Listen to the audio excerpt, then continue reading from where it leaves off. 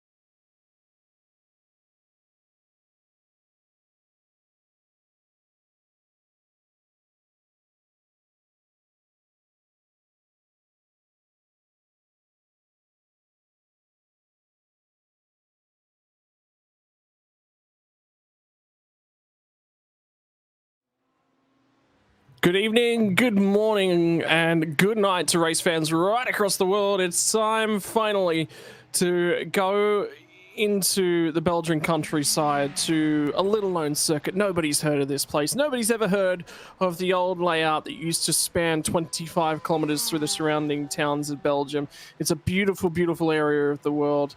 In fact, it's next up after this weekend's racing on the 24-hour schedule as well, and it's going to be home to a whole horde of GT3 cars tonight and in a few weeks' time as well for the 24 hours of Spa. Ladies and gentlemen, the final round of the Game of Gear Direct GT3 Endurance Championships for Premier Endurance Racing League. 2 hours of Spa Francorchamps, and tonight I think is going to be more of a celebration from Owen Coleman here, Pete. He's got that championship just about sewn up. Yeah, we'll talk about that a little bit shortly, but great to be here at Spa. I'm just looking at the weather, a little bit warmer than even sunny Queensland tonight at the Spa track with a 19-degree track, 77% humidity there, and a little bit cloudy. Nothing like the real-life Nürburgring 24-hour that's going on. That's lost 12 hours to fog just as we speak, and they still haven't got the race going. So we're looking like we've got some pretty good weather here tonight. We're looking like some pretty damn fine track times, mate. I'm looking at 2:17.2 as the lead qualifying time right now. And I've got to tell you, getting under 2:20 in a GT3 is no mean feat around Spa. So these guys have either found something I haven't had, or I haven't driven here in a GT3 for a while. Yeah, look, I mean, that track, that time is certainly stout, but when you've got a track temp at 22 degrees Celsius, that'll certainly add to the grip levels. Qualifying times are in the books just about. There are two cars currently circulating to set a lap time. Trent Naylor and Braden O'Loughlin are the last two cars that are actually out on track as it currently stands, and that's the Ferrari of Trent Naylor as he makes his way on through. He'll come down to the final bus stop chicane and another lap in the books. And then Braden O'Loughlin Porsche will be in the background as well, as you see him also coming to the chicane. No lap time yet set for Braden O'Loughlin. So this one is actually somewhat relevant to his night and how that's going to go. But in the hills of Spa, the one thing you can be certain of is there is going to be chaos, there is going to be drama, there is going to be something happening on lap one as we go through some of the scariest corners in racing in a horde of cars, Pete. GT3 cars, cold tires for Eau Rouge Raidillon is, well, there's nothing like it. Well, that's right. I mean, the biggest danger starting a race in Spa is cold tyres, Eau Rouge Raidillon. If you get through Raidillon and the whole field's going straight all the way along the Kemmel Straight, then the race is in a really good position, because by the time you come around the second lap, most of the cars are generally slotted in a single file. But, you know, all it takes is a little bit of cold tyres and a little bit of overdriving. It doesn't take to overdrive much on cold tyres through that section of the track. And by turn 4, you know, somebody at the front, even in, you know, P2, P3, their race could be over, because the field coming through, you know, it's heartless. It just comes through at a speed that nobody can dodge you, and, you know, it can ruin races straight away. Trust me, I've been there, Scotty. You would know that, of all the people in the world, Pete Baxter's the kind of person who's going to drive up Eau Rouge and find himself with 4 cars, you know, 90 degrees perpendicular across the track and nowhere to go. Pretty comfortable that that's a lap one thing that can happen. And I hope tonight that we've got a big field tonight, 41 cars getting through there. That'll be a wonderful thing if we do. Yeah, and I think there's actually probably a few more people that are sitting around in the field here tonight that are looking at things and going, this is a really good opportunity to sort of have a pre-run prior to the Spa 24 Hour coming up in a few weeks as well. It's going to be the endurance pit lane as well, so the longer pit lane layout. You can see the entry just in the right-hand side of that shot just before we panned away as well. So very, very long transit down the pit lane. And that means you've got to save more fuel than you might well otherwise, because when your pit lane transit time's close to 2 minutes, Pete, you can't afford to lose that much lap time. But at the same time, it's one of the longer tracks that exists, barring the Nordschleife, of course. It's 7 kilometers in length. It is a brutal amount of lap time that you will lose. The amount that you have to save is so much more than in any other track. Well, it's a 220 lap. I mean, I don't know another track we go to that is much more than 2 minutes. And you call most of the long circuits about 2 minutes.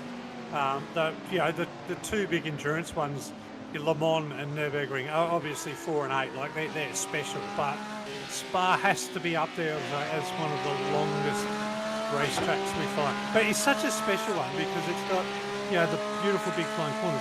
But I've got some fuel numbers tonight, Scotty, and we've talked a lot about the races in this series being really 2-stop races, right? Most of the fuel going about 40 to 45 minutes, giving them giving all of the drivers 5 to 10 minutes worth of fuel overlap, undercut, overcut. So, it's minor windows to get through the race.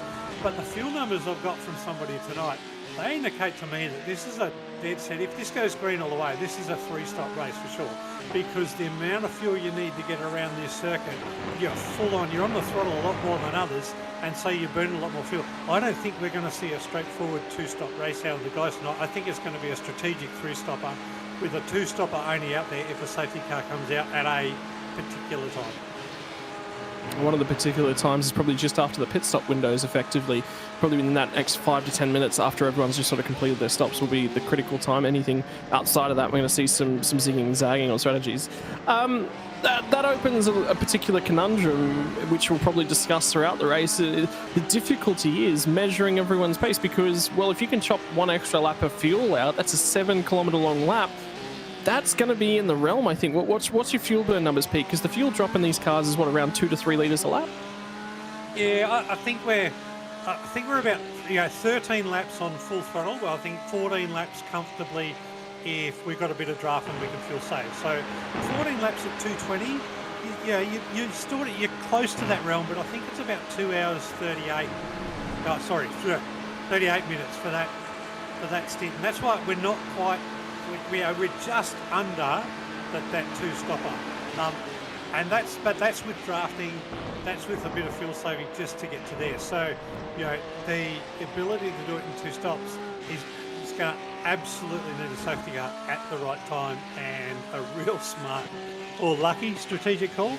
I think potentially we're going to end up, basically, a race where people go hard and then have a short fuel stop right at the end, just like a splash and dash, no tyres, with a few seconds, but with a long pit stop, do you roll the dice, Scotty? And we've seen in this series, some people roll the dice. I've also been warned by the driver on board of this car that I need to chat to you about a few different things throughout the course of the night. So Timmy Middleton, as always, will be a mainstay across your screens throughout the course of the night, mainly for the hilarity factor. Although I was talking to him about it, he said, look, I'm actually reasonably confident around here. I might actually be able to hold off Ricky on pace and not have to park the semi-trailer, as he has done throughout the series. But at the same time, track's a fair bit wider around here. So overtaking opportunities at Spa, there actually is quite a number of them. And setting the overtake up is actually a lot easier than you might see at other circuits too, Pete. Yeah, you've got about 3 genuine overtaking spots.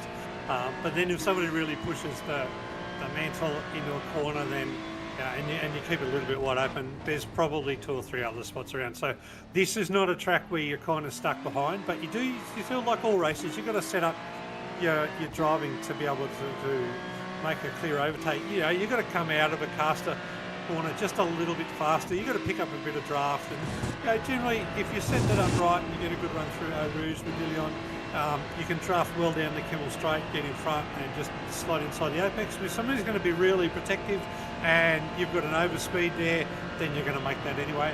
But even around the back, all the way around to the bus stop, you know, as long as you're sitting there in the draft, you can pretty much get a good run. And you know, overtaking is not something you'd be too worried about here tonight. So everything is now in the books. It is time for one more race for the season of the first half of 2024.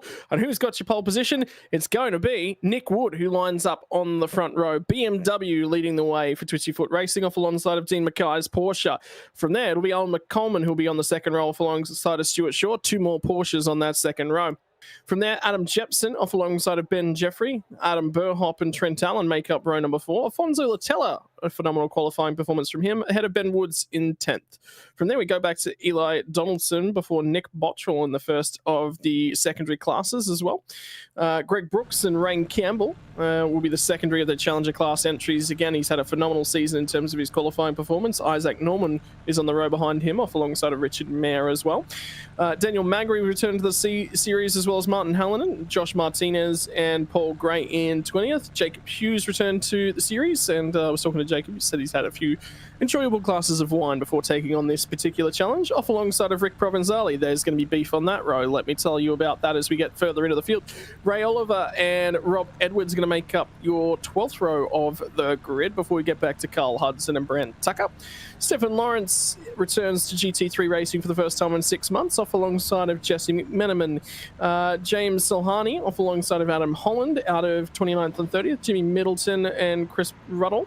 Tom Williams and Matthew Norris. Brad Coates and Trent Naylor. We'll get a little bit deeper into the field for the last few spots. Braden O'Loughlin, Brock Caddaye not setting a qualifying lap. Leith McClimate, Mark Foster and Stefan Mellis to round out our 41 cars. And there's a lot of cars out there, by the way, Pete, that didn't set a valid qualifying lap. Absolutely, 41 cars. That's the last round of the season, Scotty. How often do you see a league in iRacing get more cars for the last race than they do on the first? That's really unusual. Anyway, you better call the start. We're about to get going. Righto, so the safety car is in pit lane, but we will not be going green until advised by race control. I can tell you, even though the start line is there, we're going to be going green flag as we come off of the La Source hairpin. So all in formation as it currently stands. We await the command from race control. The final round of the first half of 2024. Nick Wood will be in control. And we wait. And we wait. Leader is now in control of the field.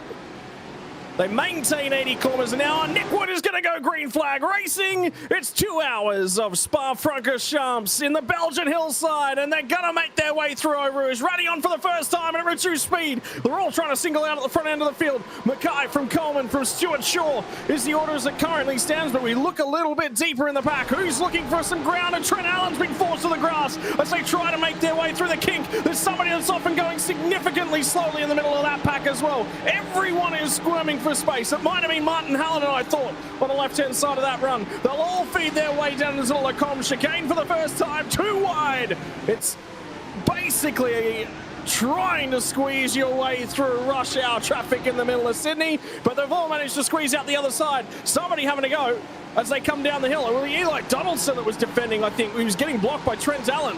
And there is a safety car, so we did not survive lap 1. There is drama, and it's at the tail of the field. I can see the sail of the field, but I can see that Rain Campbell, who is the leading qualifier in the Challenger class, he's dropped right down to the bottom after that, after coming through Eau Rouge Pavilion. So something has happened there at Alfonso Latella has had a bit of a spin off there. There might be something there. Still race control going to have to close to that. But there's the blue car. The blue car there, that's Rain Campbell. He's really slowed down there. I can't see what's happened there and what's made him slow down. Unless he's gotten a slowdown penalty for cutting across Eau Rouge Radion. So it's Radion at the crash, and there goes Latella off the front end of the Porsche there. And I think he's cut too far to the left-hand side and picked up a slowdown penalty for that. Massive. How big is that? That's a slowdown. That's cost him about 10 spots. And the other side of that one, Pete, is new mechanics in terms of that slowdown penalty to account for the wet weather. There was a big adjustment at the end of the last season. The longer you have that slowdown penalty, it continues. It's about every 3 or 4 seconds or so. You get another 0.2 of a second added onto it. So the system now encourages you to clear that penalty as quick as you possibly can. And that's why, even though it hurt, the longer that Ryan Campbell held off and didn't want to give up on that penalty, he was going to suffer worse and worse and worse. So he cleared that one very, very early on. But for Alfonso Latella, it's not been the opening lap he was looking for.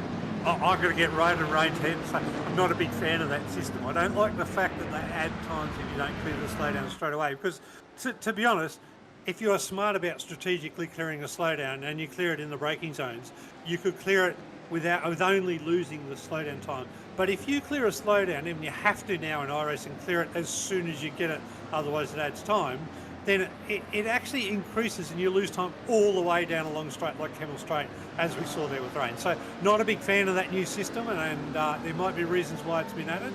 But to be honest, the slowdown, if you've got 30 seconds to clear it, it's like clearing a black flag in 3 laps. You don't have to do it straight away, and the system shouldn't make it straight away.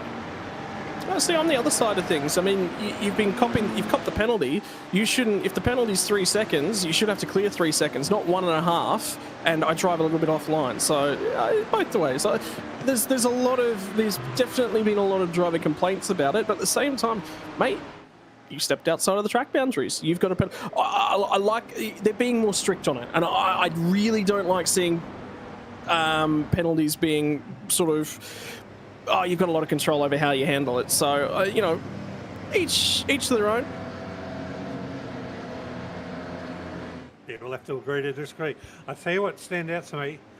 Who's Dean Mackay? I'm looking at the Elite Challenger list. Mate, I don't see him on the points list. Has Dean joined us as a new? I believe this might be a new driver. Yeah, new driver. He's currently running P2. He's got the champion-elect in Owen Coleman sitting behind him. And Nick Wood, who has jumped out of the season because of his move over in WA and a new job, he's been able to come back tonight. And they've both put Owen into P3. Are you comfortable as Owen already, Scotty? And Jimmy Middleton's just been hit up the back, I believe, under this safety car. So there's actually a lot more going on. And the other thing, Pete, is, well, it's a long lap. It's an even longer lap under safety car. Now, the other side of this is we were talking about pit lane strategy. This might be this might clear one of those stops, and this will be what's happened to Jimmy Middleton. So you can see they're all sort of just warming their tires, and he's caught up on it, and somebody's gone to really punch that throttle.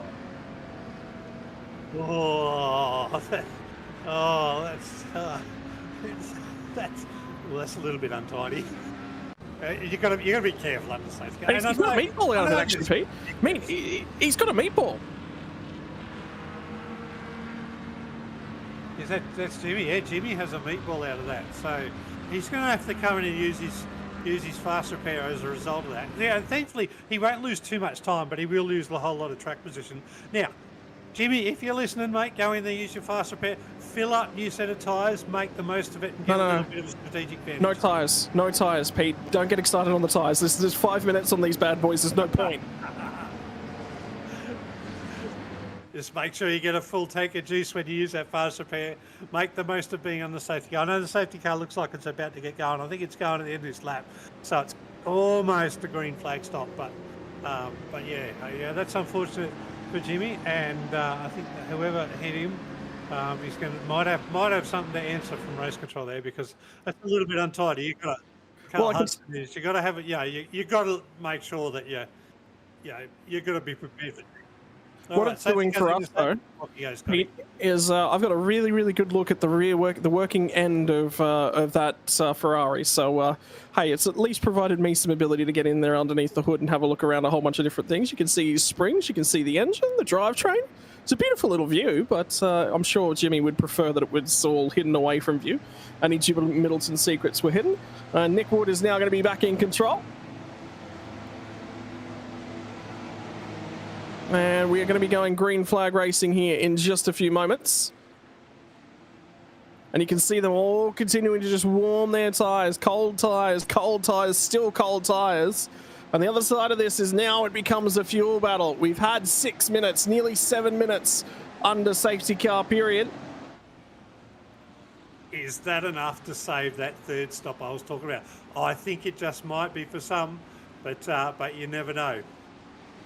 And leaders, Nick's gone nice and early this time, so they're all single filed out. That should make things a fair bit easier. There's 2 wide in the background though, because this is going to be an interesting one. Trent Allen got out alongside Ben Woods. He's going to slot it back inside and single file out. This time through, who's going to be brave when they get down to the Lacombe chicane? There's a couple of drivers already starting aggressive. I tell you, Trent Allen did not get a really good run, and now he's going to be forced. Ben Woods has picked up a black flag for the rear contact with 101 on lap 1. And Trent Allen did not get a great getaway.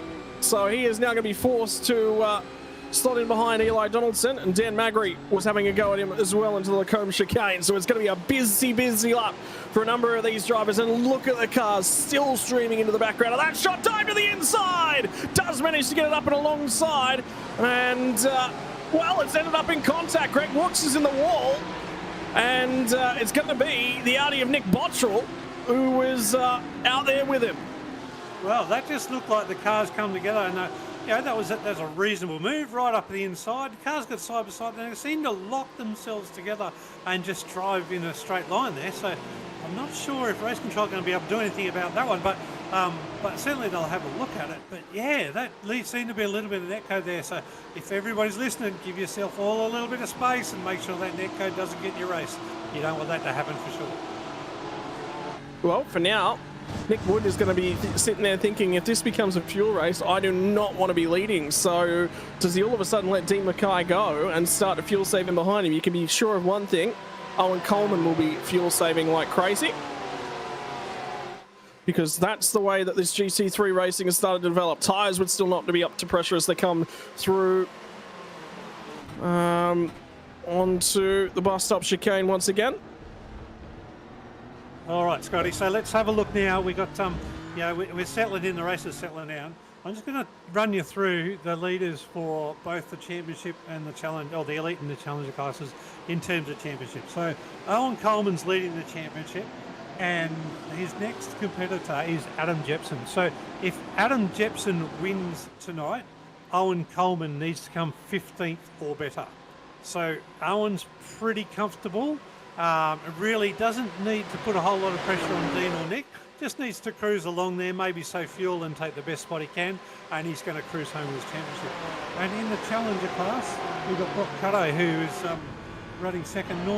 Isaac Norman is leading the challenger class at the moment. And the challenge here for Brock is, if Brock wins, Isaac's just got to finish. So Isaac Norman's looking really comfortable right now, and he's the P3 in terms of the challenger class. So both of our champion elects, elite and challenger, are both running P3 in their class. And to be honest, mate, that's all they need to do, and they have it in the bag tonight. I'll tell you what, there's a number of drivers who've made significant ground on lap 1. I'm just looking at Paul Gray as being one of the drivers who's made a huge amount of gains. Jacob Hughes and Ricky Provenzali have both made grounds as well. And good old Packets Hughes, I was talking to him before the race. Remember how I said that there'd be a little bit beef between him and Ricky? It's all for the sake of fun from Jacob Hughes' perspective. But he said, look, if I find myself on the track near Ricky, I will not be afraid to send the big old dive bomb on him, spook him a little bit. Now, does that mean Ricky will send the big old dive bomb on him? Oh, you bet. Right in front of him right now. And we know Ricky's not afraid of jumping in a big old dive bomb. I'll tell you what, one of the things that stands out to me is also the right cars. They've got a new paint job on the right cars tonight. They've got a bright orange on the side, and it seems to be standing out a whole lot more than the white. So that's one of the older paint jobs there with the white, but some of the new guys, they're running more of a black and a really bright orange side on the livery on the other right cars. And it pops, there it is, there's one of the new right cars there. It pops nicely on the broadcast. Oh, there's 2 more cars that have gotten involved in some contact, and it's going to be James Solhani and Braden O'Loughlin from the rear end of the field. And it's going to be Braden O'Loughlin actually just called out and said, I need to tow. I'm not going to be able to extract this car from the situation he found himself in. Oh, and that's just nothing more than a little bit of a rear end loss there. Yeah, move off the track. That's good driving. Get off the track as soon as you can. But yeah, unfortunately, oh, look at that. Is that Braden there? Yeah. That's Braden. He seems to have a bit of damage there on the front wheel. He has had a request for tow, but he seems to be driving along. I don't know if he's going to make the end there. Yeah, I'm really confused about what Selhani's calling in there. So anyway.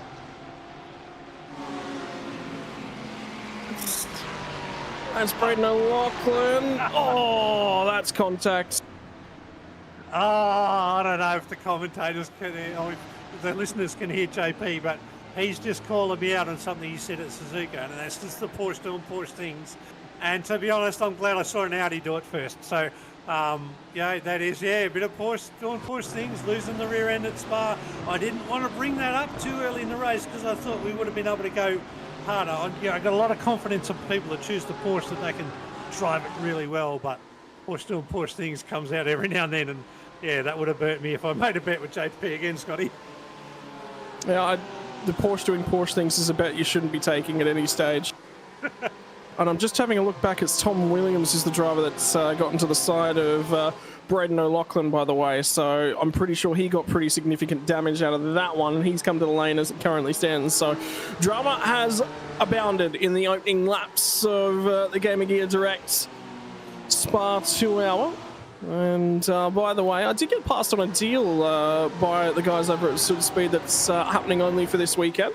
Whilst the 24 Hours of Nürburgring is running in the real world, Super Speed are giving away gloves with a 24% discount.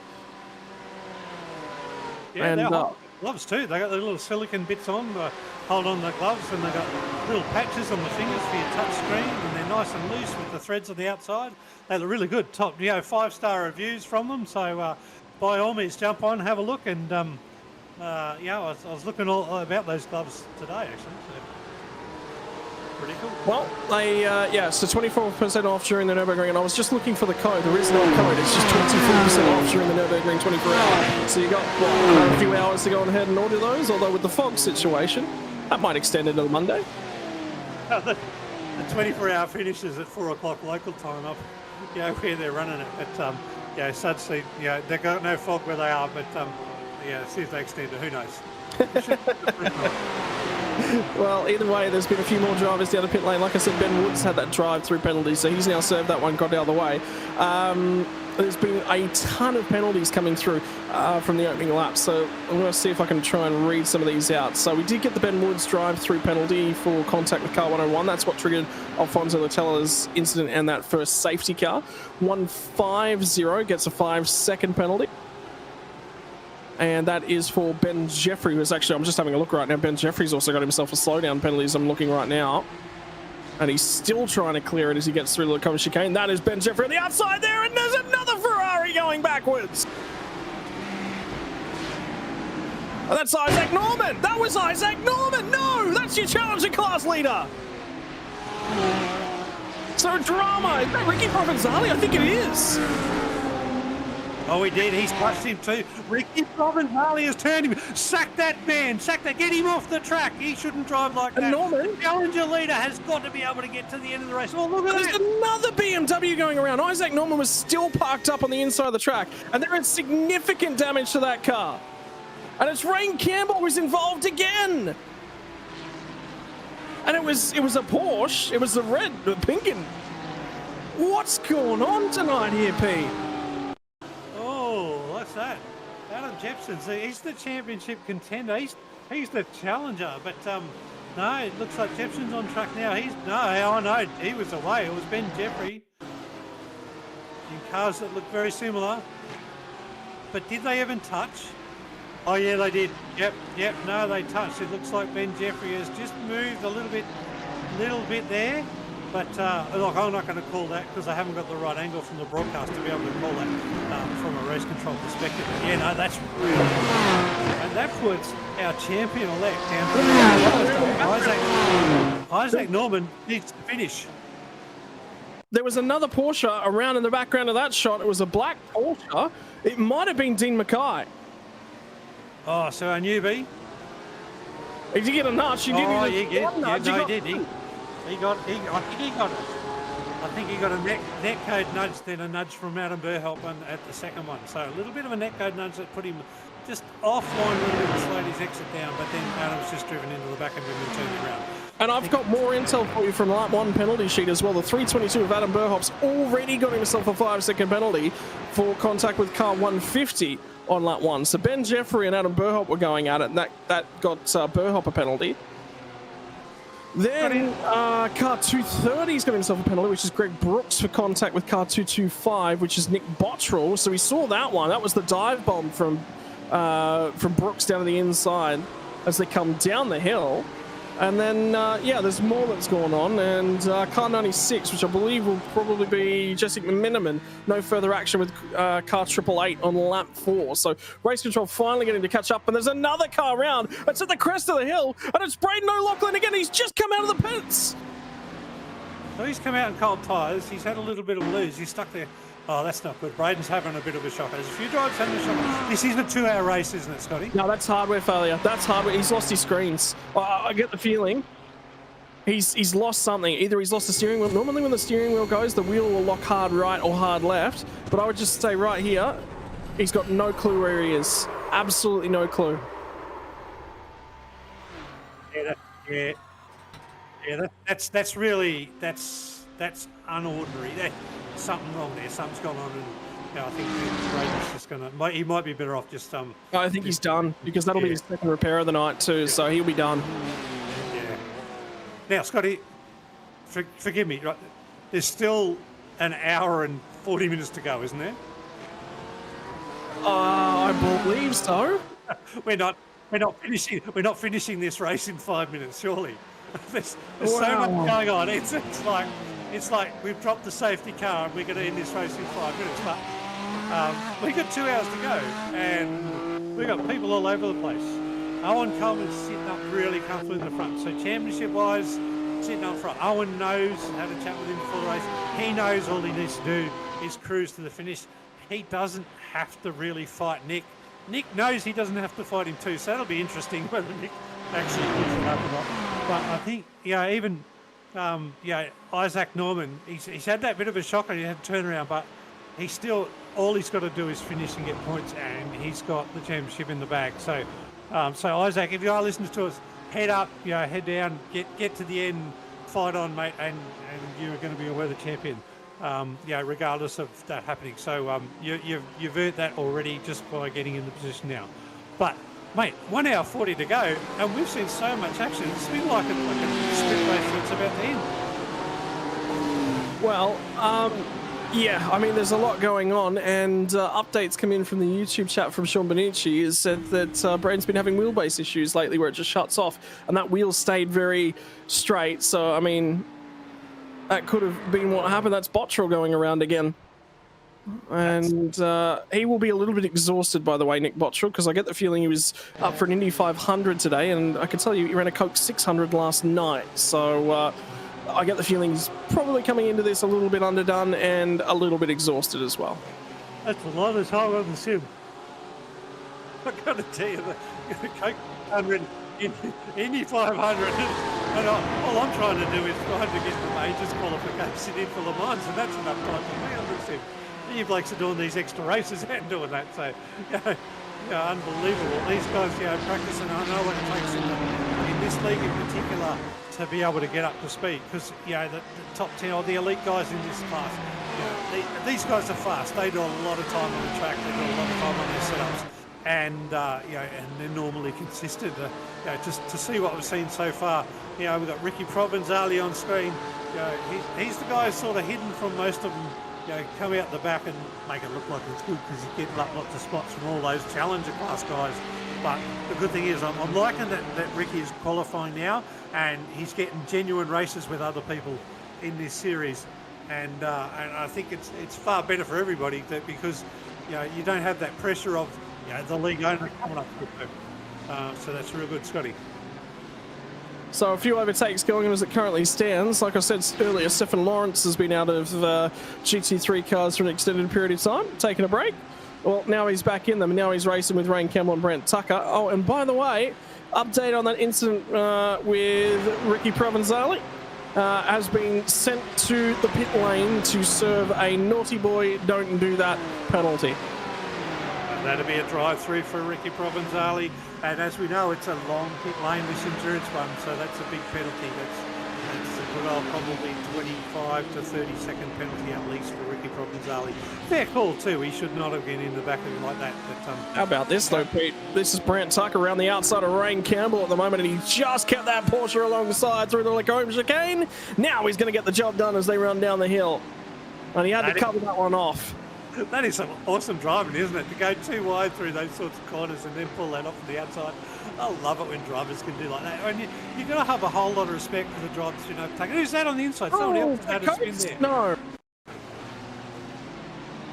Robert Edwards has gone around in the BMW. So this will tell the story. All across the curve on the inside, car gets unsettled, and there's been a few cars tonight that I've seen get unsettled on curbs, which is not normal for Spa. Normally the cars are quite settled over those curves and they don't mind it too much. It's normal for average GT3 drivers.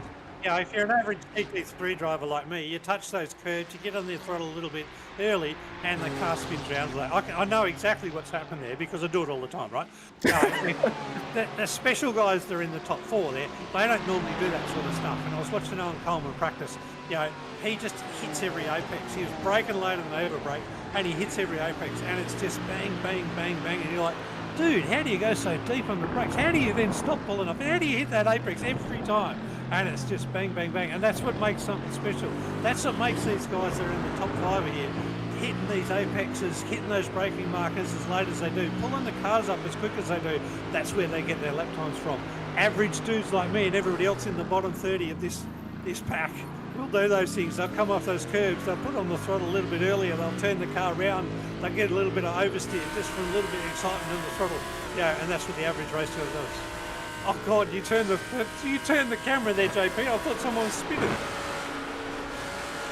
Well, they're still managing to keep themselves nice and settled and facing in the right direction for right now. But the racing as you come through Rouge and Radion between Jesse McManaman has been phenomenal, and Carl Hudson is finally going to have to yield as they get all the way up into the Lacombe chicane. And McManaman advances by one position. Next target will be Joshua Martinez. I tell you what, Ricky Provenzali, although he's got a penalty, up until this point in time, actually has 10 spots gained. He's going to lose a whole bunch of those. Another driver doing phenomenal, Paul Gray, plus 11. Daniel Magri up 10 spots as well. So with all the chaos and all the drama that's kicking off in the field, as it normally does in the opening laps around Spa, on cold tyres, setting yourself into a rhythm and making sure you keep that car nice and safe and secure is turning dividends for a few drivers. Absolutely. And Eli Donaldson, Challenger class, currently sitting in P6. We haven't seen much of him in this whole series. So a new Challenger class competitor there, P6, and Paul Gray is currently second in class in Challengers, P9. So we've got 2 Challengers in the top 10. That's pretty good. I'm going to figure out how many elite we got in this. It's a massive field we got tonight, Scotty. So I'll come back to you with the number of elite, and we'll see how good that means that the 2 Challengers in top 10 are sitting probably a little bit out of their class at the moment, so they're doing really well.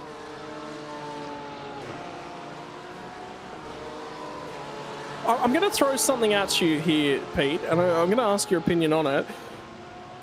Difficult night thus far for Jimmy Middleton, with obviously getting caught under caution and tapped, but it's put him in sort of a vacant area on track. And the problem is, if you have a look sort of from, say, 14th place back to about 27th, there is just a hungry horde of a snake that's on the track at this point in time. That's the head of the snake right there, and then there's a few cars shooting off in the background. What it is doing is it's allowing this chain of cars to really squabble all over each other. It's very, very difficult to find space to run on your own out on the track. And, well, Jimmy Middleton would have been right in the middle of this, so even though he's already on that corrected fuel strategy, he's not going to be able to make the fuel save work from here. It's always going to be 2 stops from where he did pit all the way back on, lap 4, but that might actually work in his favour. And this is where the undercut works for Jimmy, as you're talking about, right? So Jimmy's last lap was a 2:19.8. Most of the guys running up to about P14 are doing 2:20s plus. So a couple have popped in the 19.9s, you know, maybe one or two a little bit lower. But essentially, everybody had a Jimmy Middleton up until about P14, all running about a second a lap slower than him. So you keep that going over about 10 seconds, and that's an undercut worthy, as long as he's only got the same amount of pit stops to go. But he did lose time when that safety car restart did get going, because essentially it was a green flag pit stop for him when he had to get that black flag cleared and use his fast repeat. And this battle pack's got Paul Gray at the head of it as it currently stands, so he's going to be under threat from Richard Mayer, Martin Hallinan, and Rick Provenzali. As Ricky hasn't served his penalty yet. Well, as we said earlier, Ricky's got 3 laps to serve that, and if he's been issued it, he doesn't have to serve it the first time he goes past the pits. But if he doesn't serve it, then iRacing just gives him a DQ and out he goes. But Ricky knows that, and you know, I'm sure he's smart enough to know that you know, he can serve it within those 3 laps. I don't think he's not smart enough not to serve it. Well, maybe if he's got the head down and he wasn't really aware that he'd been penalised as well, sometimes that can impact him. Depends where your drivers have your black flag set up, but I'd be expecting him to peel off, and he does. So penalty now served and into the barriers on the way into the pit lane. And Rick, we saw that one, because I know he'll be watching this one back. You can't hide from us, sir. No, that's right. A little bit of extra penalty, because that might cost him in terms of overall speed down the Kemmel Straight later. But yeah, no, look, he serves the penalty, comes out. Ricky, like Timmy, you know, both of them need another safety car. You know, what if we go like one of those charity events that I saw? If we actually, you know, how much money? If we can get $300 or $500 donated to a charity of your choice, maybe we'll get a safety car for charity purposes. Bring Ricky and Timmy back into the race. But I don't think that's what we're going to do tonight. It could be a little bit of fun because the team owners are both back there. And such a long... I'm just watching him crawl down the pit lane. He's still in the lane. We saw him peel off into the lane. He's already been in that pit lane for 45 seconds, by the way, Pete. Oh, and he's still trundling down. So that's what a drive-through penalty will cost you here tonight. And somebody will sit on the side and say, that's a hefty penalty. But that's, you know... You drive in an aggressive manner to a track like this with a longer pit lane, it's going to be a longer penalty. I'm sorry, but you've done the crime, so now you must do the time. Absolutely, and particularly on a track where, Scott, you and I both talked about there's many spots to overtake here. You shouldn't be forcing your overtake here. It's a great racetrack. You have the ability to set up overtakes. You have the ability to get your car, you know, inside somebody else. You have the ability to wait for that, which is, you know, a car just coming off a corner and spinning into the turn again. I don't know, that looks like Ray Oliver it is. It's turned around there, but yeah. It's such a long race, it's such a long racetrack, and it's such a good track to be able to find a place to get past, but also use the draft.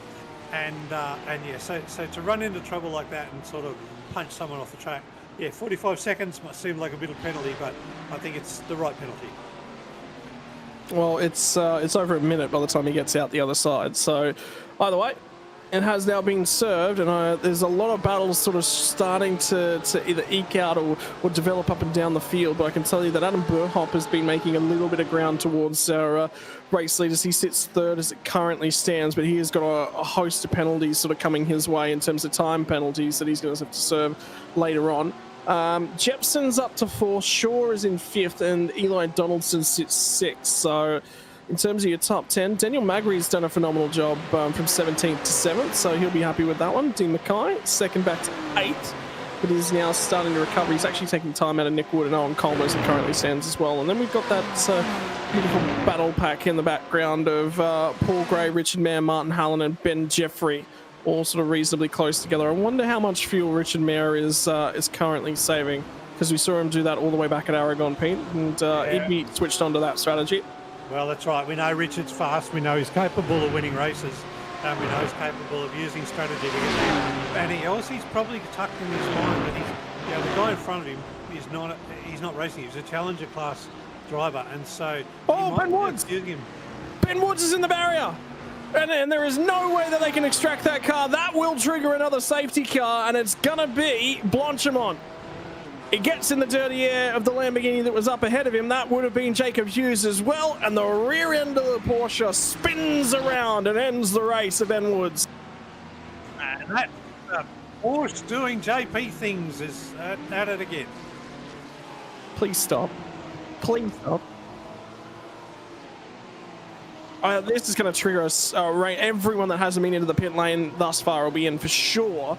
But for the drivers that have been in here, Pete, this is still maybe, this is where they get their track position back. Because think about Jimmy Middleton, right? He's going to have probably another 20 minutes, 15, 20 minutes worth of fuel on board at this point in time, which will be interesting. And Ricky's had an issue at this point in time as well. Something's gone wrong for Ricky. Oh. He's gone. He's out. He's out. Yeah, no, he's left the race. Ricky has left the race, which is unbelievable.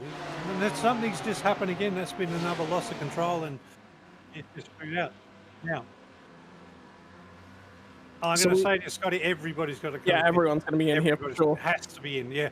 Even if you've done a pit stop before, I think because it's not about track position now. It's actually about getting to the end. Yeah, and we kind of called it. It's right at that position where it was probably green flag pit stop time right now anyway. So I don't think it changes the race at all. But what it does is those that have been left behind through spins or penalties. Other than Ricky, who's pulled out anyway, but someone like Jimmy Middleton, they can catch all that time up now. So, but they got to come in. You got to come in straight away. Your new tyres, full tank of fuel, and you get all of your time back. Get back onto the back of the field, and then you're away, and the race is restarted. Carl Hudson's not going to stop here. So Carl Hudson's going to be the first car to not do a stop. Now, this is what I was talking about, Pete. We had a safety car that lasted about 5-6 minutes. That's chopped a fair chunk of time out. And I reckon out of that time period, they could probably do an extra 1 to 2 laps in terms of their fuel stint. If Hudson kicks on here, I reckon this is a 2. Well, for everyone that pits right now, it's definitely still going to be another 2 stops to get home. There's no way you can get home off of 1 more stop at this point in time.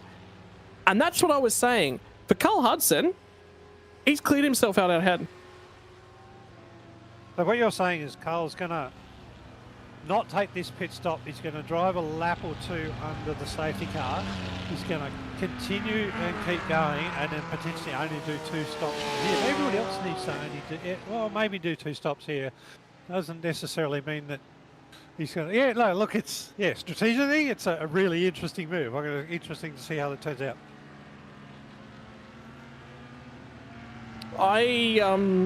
He's just said, can I go past the safety car? Well, he doesn't really, he just got told, no, mate, you are the leader. So he actually wasn't 100% certain, but commit to it. Now you're on this strategy. Look, if I was at the tail end of the field, Pete, and admittedly let's put you out there in the field, Pete. Let's put you out there somewhere in the field, and the Pete Baxter luck hasn't taken over, which it probably would have by now. Let's be real. Hey, normally about 3/4 of the race I get done. Just enough to keep you suckered into the race and wanting to compete, but not so much that you feel like, I can just quit and go home now. Yeah. Anyway, you're going to tell the story, Scotty. You're in somebody who was down the back end of the field shoes. This is what I would have been saying to you. Stay out. Why not? What have you got to lose? You go from the rear end of the field where you weren't making any ground, and if you can make it to the end on 2 more stops, you're actually in a big game because everyone else is going to come in anyway. No, I don't like giving up the extra time that a safety car gives you, particularly at this stage of the race. I think this stage of the race is just a case of, doesn't matter how far down the field you are, the safety car gives you the chance to make a whole lot of time back up on the leader. So, come in, get your pit stop up and go. I think it's a little bit too early to make that strategy. I think it's only 1 stop left to go. I think maybe it's no. But Still 2. It's a little bit too early. Yeah, There's still 2. And that's why I think all it's going to do is give you a temporary track position, but I don't necessarily think it's good for the end of the race. Well, the Prince Race, the safety car, is getting its mileage worth out tonight. And Scott Bartain, the driver behind the wheel of the Toyota 86, he's at least enjoying his evening as he sits on the sideline and assists with race control duties. But boy, oh boy, you did not expect there to be this much action this early into the race, and there has been a whole bunch of action. The field's going to get condensed. We're going to get everyone sort of frozen back with where we were before. There's 36 cars still circulating, I believe. Actually, I think Brent Tucker's just gone through, which would make, yes, the 37 cars still circulating as it currently stands. So we've lost 4. Who those 4 are, we will now be able to keep you informed. So Ben Woods and Braden O'Loughlin, Leith McClimate and Mark Foster didn't make the start of the race. Neither did Stefan Mellis. And actually, there's going to be another one sort of creep into that, which is actually Rick Provenzali, who did have to have that issue in the middle of the race. So yeah, Mark Fozzie, poor dude, had a local family emergency, and that was just before quali too. So he got in for the practice, didn't necessarily get to finish his quali, and had to jump out before the race. So the lime milkshake machine doesn't make an appearance tonight. I'm going to go thirsty for the rest of the night, and missed the whole Mark Fozzie thing. So I'll have to hang out or go down to my local takeaway to get a bit of lime milkshake action before now and the end of or before the next season starts. I can tell you as well, Pete. I've been asked to ask you about the walnut story, and I've been given zero context. Well, no, we just... Well, that solves the Carl Hudson question, because now, instead of being where he was previously in the queue, he's going to be at the very tail end of the chain. That will actually present an opportunity for him to potentially one-stop this to the end. Everyone else will absolutely have to two-stop it. You just cannot. But Hudson will be the only car, I think, eligible at the moment. I'm just keeping an eye on the back end of the field. Again, if you're at the back, why not? Well, now, Scotty, yes, if you're in the last 5 cars, yeah, sneak into the pits, top up an extra lap of fuel over everybody else under safety car, and then catch that time up straight away. Absolutely, yeah, that's the thing to do. I mean, that's over-racing tactics coming into circuit racing, isn't it? It's just me going, hey, why not? No, Jimmy Middleton's the only driver that's dived in, by the way. Well, Jimmy might actually be listening to us. Nobody else might be. Well, it's all about keeping yourself informed in terms of fuel. Did he actually stop? It would have been a very quick stop if he did, but he might also... He was 31st, and I think it's a 30-car pit lane, which means he might be one of the first few stalls at the bottom end of the pit lane as well. Yeah, but look, all it does is it allows Jimmy to, get a full tank of fuel, and that little bit of extra fuel, maybe even fresh tyres if he needs to, but he doesn't need to if he already changed them. For a very little loss of track position, but the advantage at the end of the race now might be significant. So that's, I reckon if you're in the bottom sort of, probably anywhere from P25 down, that's a good strategy just to take and throw out there as an outline. See old Brad Jones, you're down the back, do something different, see what happens. Trick, but ask me about Jimmy Middleton and the walnuts. I don't know what I'm about to be informed about, but I've been told it's a good story. Well, you missed the GT4 race last Sunday, and Jimmy Middleton was doing some pretty silly things in the car, so we kind of called him out as a bit of a nutty driver, and I think that was the term I used. And then JP called out a few things about, called him a walnut, and I wondered whether a walnut was too hard or too soft, and we couldn't call him really soft like a salted peanut, but we couldn't call him something hard like a macadamia nut. So walnut seemed to stick. And, if you're going to be a driver and you're going to do nutty things in front of us, you just might get a nickname like Walnut. That's a warning to all drivers who drive in PEL. Well, there's a walnut on the roof of his car, I can tell you, so that's at least going to be adding to... there you go. We do actually... I was going to say, I don't know if we've got a camera up high enough that we'll be able to get a shot of it, but how's that for timing? That's good stuff. Looks a little bit like the chocolate M&M with the thumbs up and a big smile, but good on him for taking that. Not to heart. He's had a bit of fun with it, and called him Jimmy the Walnut, and we had a bit of fun on the broadcast, and Jimmy and Ricky have both been pretty cool. As we've called the various dudes out as they've done different things in their own races. So yeah, good on him. And that's kind of like people adding ugly ducklings to their car, isn't it? But yeah, that's all for another story as well. But yeah, You keep this up, there's going to be an ugly ducking on a car next season. You know that, right? be careful, because we got lime milkshake machines, we got walnuts, we have all sorts of things in this series if you keep me around. Well, it's going to be going green flag racing this time by. I can tell you, we are, as it stands right now, 41 minutes and 30 seconds into this race. There are a few drivers that came to the pit lane, and we're going to be looking to keep an eye on a few of them. So the drivers that have just been in on lap number 15 are Carl Hudson, Jimmy Middleton, and Brent Tucker didn't come in, which I find interesting because he was at the tail end of the field. So I think that's a mistake.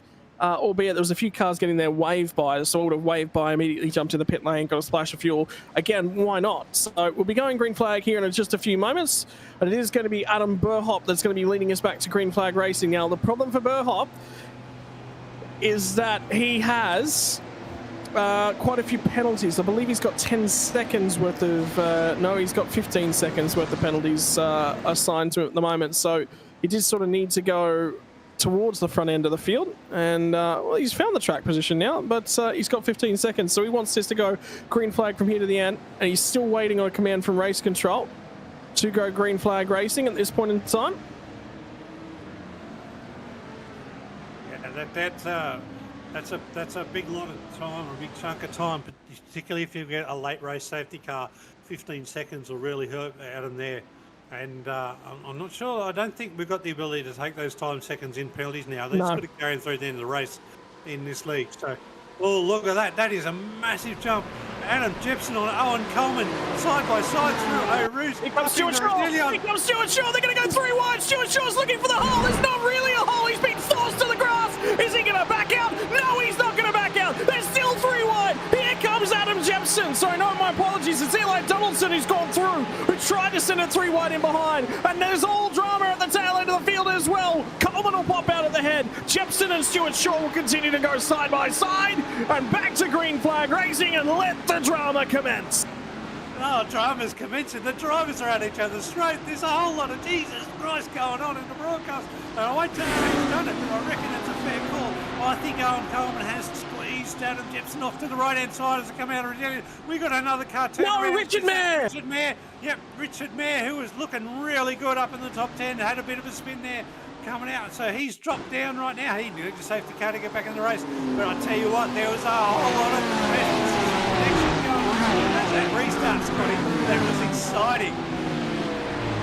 And I think he's done that on his own, and I think that's going to be with cold tyres as well. There'll be a few drivers in the field here that have taken an opportunity to whack on some cold tyres, and there'll be a bunch of drivers who have left their previous tyres on. Now, we're towards the end of an hour's worth of racing, and those tyres will have taken a beating, so it's going to be interesting to see what the tyre fall-off is going to be over the next little while. There's a myriad of strategies that are going on, and I can tell you, Dean Mackay is trying to go the long way around Eli Donaldson at the moment as we keep an eye on sort of Paul Graves just in the background. That was the Ferrari we were just sort of watching. They'll go side by side. Blanchimont, you've got to be brave here at Blanchimont. The Porsche might have to lift. Wide runs Eli Donaldson. Porsche goes around. Dean Mackay snaps into the barriers hard, and that might be the end of his race. He's on the brakes, and he's going to be trying to get off the road because there is a horde of cars coming.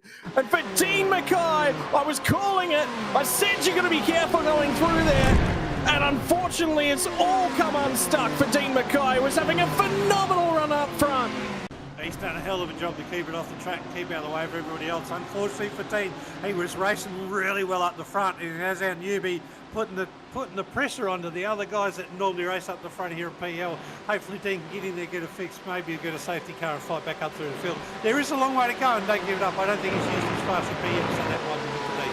Yeah, now he's going to have to get the head down. He will have a lot of work to do, and those tyres have just swapped ends on him. So keep that one in the back of your mind. There was a complaint from Brent Tucker as they went back green flag racing as well. Something on that restart wasn't to his liking, and the problem was he was at the tail end of the field. They had to make their way through the final chicane as well. So now we just try and look up and down the field. Who's doing one thing? Who's doing another? I can tell you Tom Williams has just got himself a slowdown penalty at the tail end of the field. Rick Provenzali's about to slice to the inside of another car. Cuts his way through Matthew Norris, and Norris just about gets turned by Nick Botchwell and behind him as well. So there's a number of drivers. James Silhani still duking it out with Robert Edwards. Then you've got these guys. This was the battle I was talking about. That's Provenzali's just get through. Now Botchwell's going to fire it down the inside.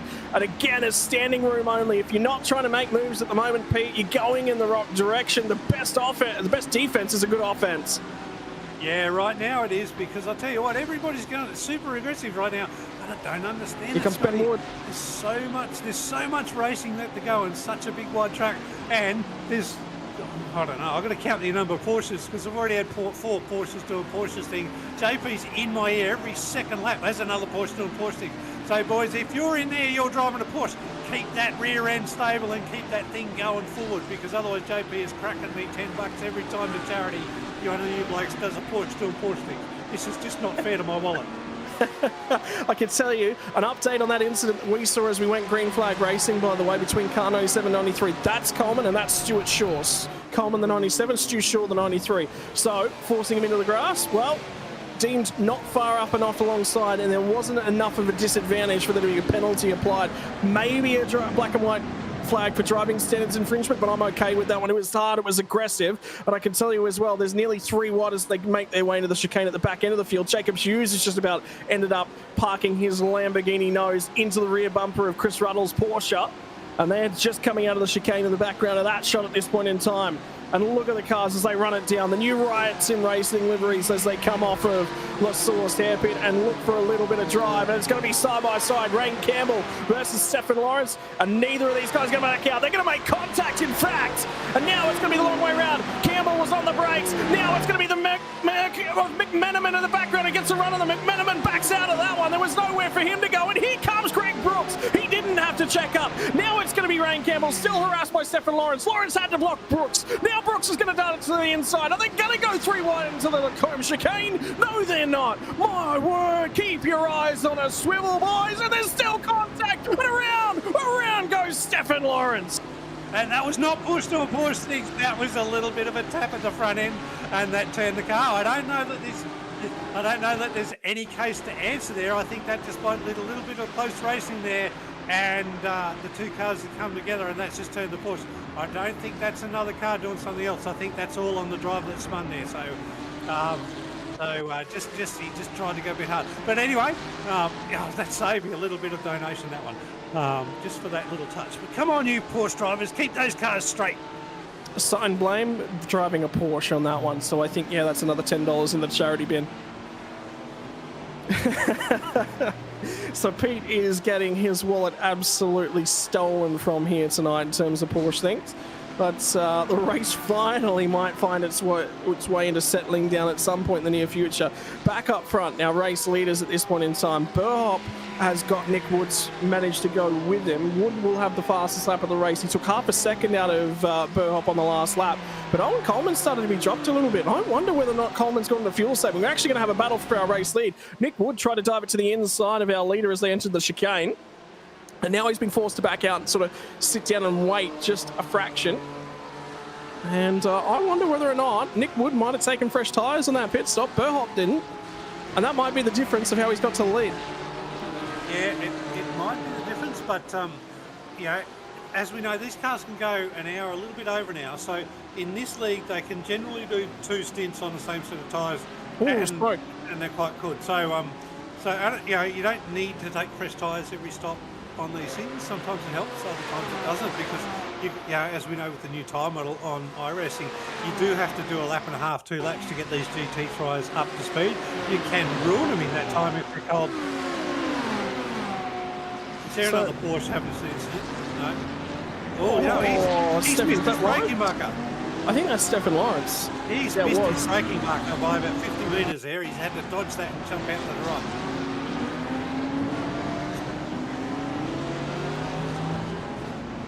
My word. So Ray Oliver's got in deep there, and that's Trent Naylor who's got into. And Naylor's avoiding the cars up ahead of him, and these guys have just arrived at speed into the back end of him. So if you have a look, Naylor's checking up because these guys are checking up into the chicane. Yeah, I reckon Ray Oliver's got a case to answer for. I mean, if you have a look at corner rights, he's got no corner rights. He's got no corner rights and he's got in there really hot. No, we're talking about the first part, not the second part. I think in this first part, no, why is he going in that corner so fast?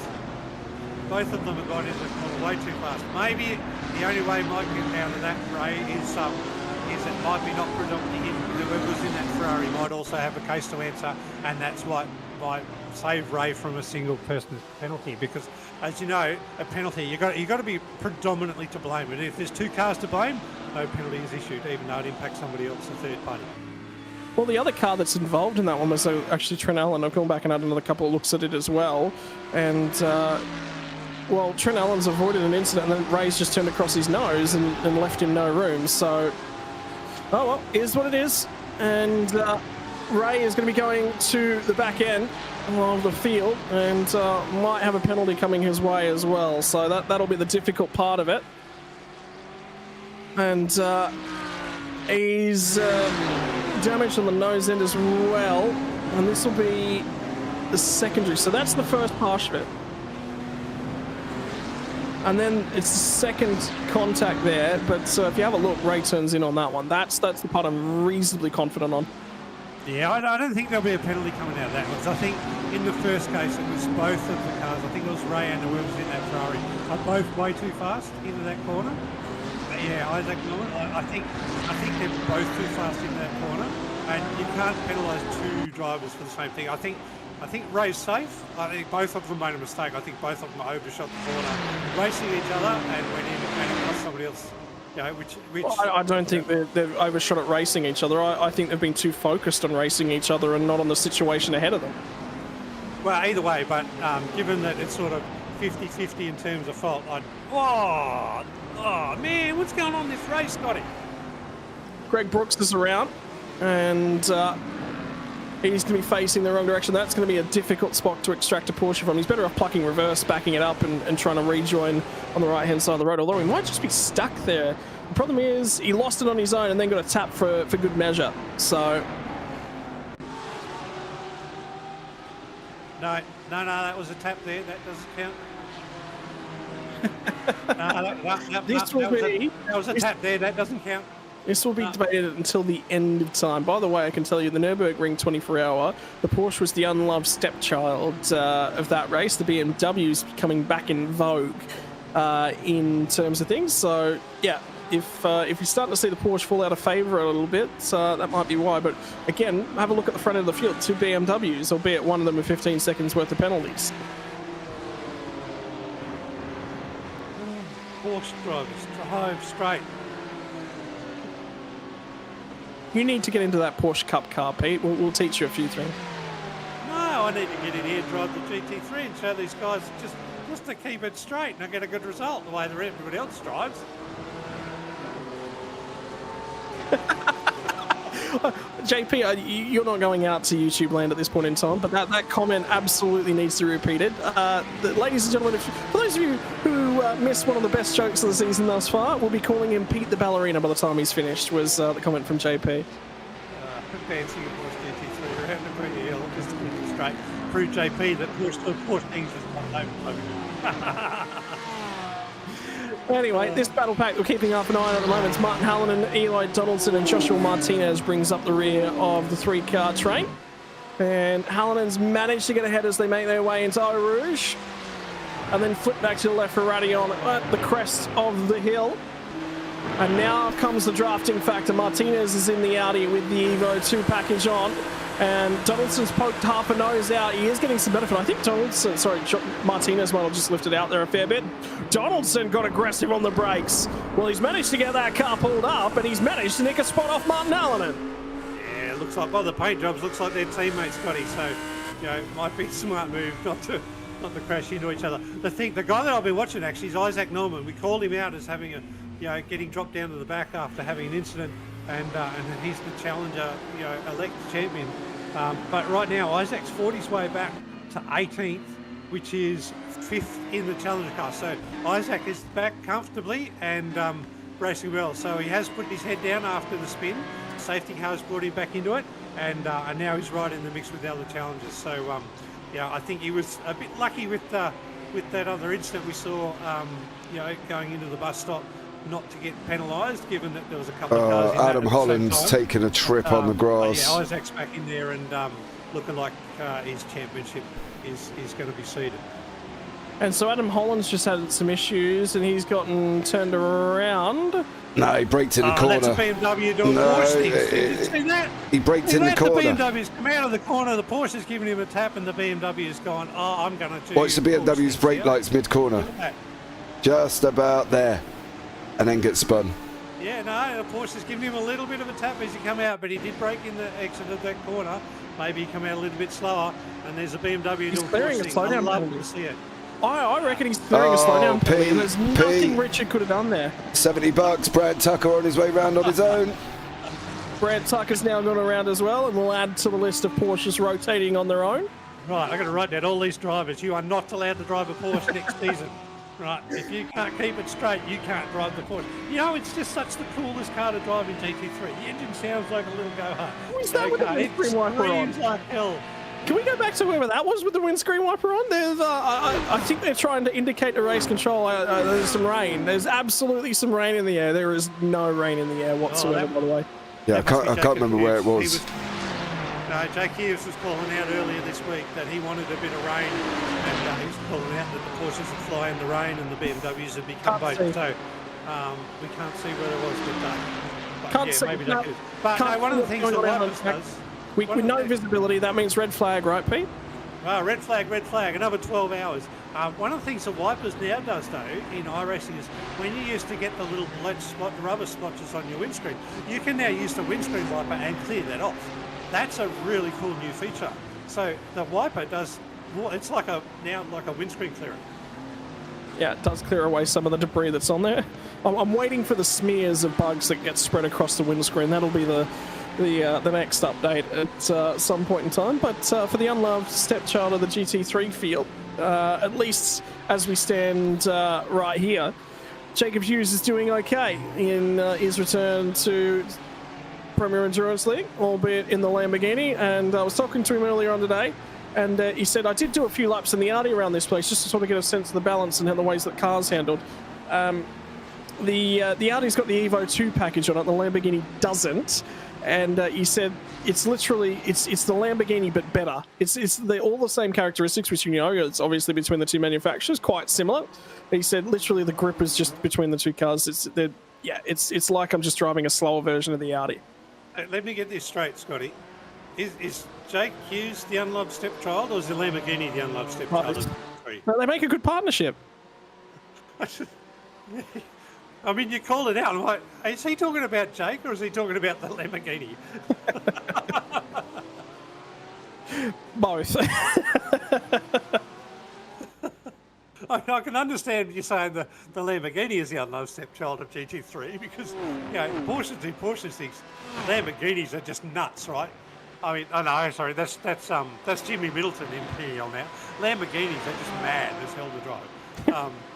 They're just randomly throw you out anything. At least with a Porsche, it's always going to just throw the back end out when you drive a little bit after a corner. But the Lambo, she's a bit wild if you let her go. I'll tell you who we missed tonight. We haven't seen Rue Koistra and Mum. I think Rue's taking a little bit of time off. He's just finished a very, very successful first season for FRG on Wednesday nights, and it was a dramatic final race in that series. And Greg Brooks' Porsche has gone for another big old slide. No, that's not a Porsche doing Porsche things. He's touched the curb there and he's spun it out. Any GT3 car will do that. The Porsche doing Porsche things only counts when it's just track only. He's induced that by touching the curb. He's gone in a little bit too tight. I am going to tell the endurance team we both drive for, Pete, that we're driving the Porsche this year at Spa. Oh, yeah, shit, yeah. No, he come off the curb. He's bounced off the curb, see, and he's lost it on the way out. No? JP needs to get on this broadcast, Scotty, I think. He's calling me all of these sorts of names. Nobody needs to know. Jimmy Middleton, the walnut, is safe compared to what I'm getting from JP in my ear tonight, ladies and gentlemen. Come on, JP, come and bring it on. Look, I'm sweet and innocent, Mr. Baxter, okay? They can hear me now. I'm just sitting here racking up the fact that you've got $80 to go to charity so far, and I want to see a receipt with proof as well. So it depends on which charity you're going to pick, dear sir.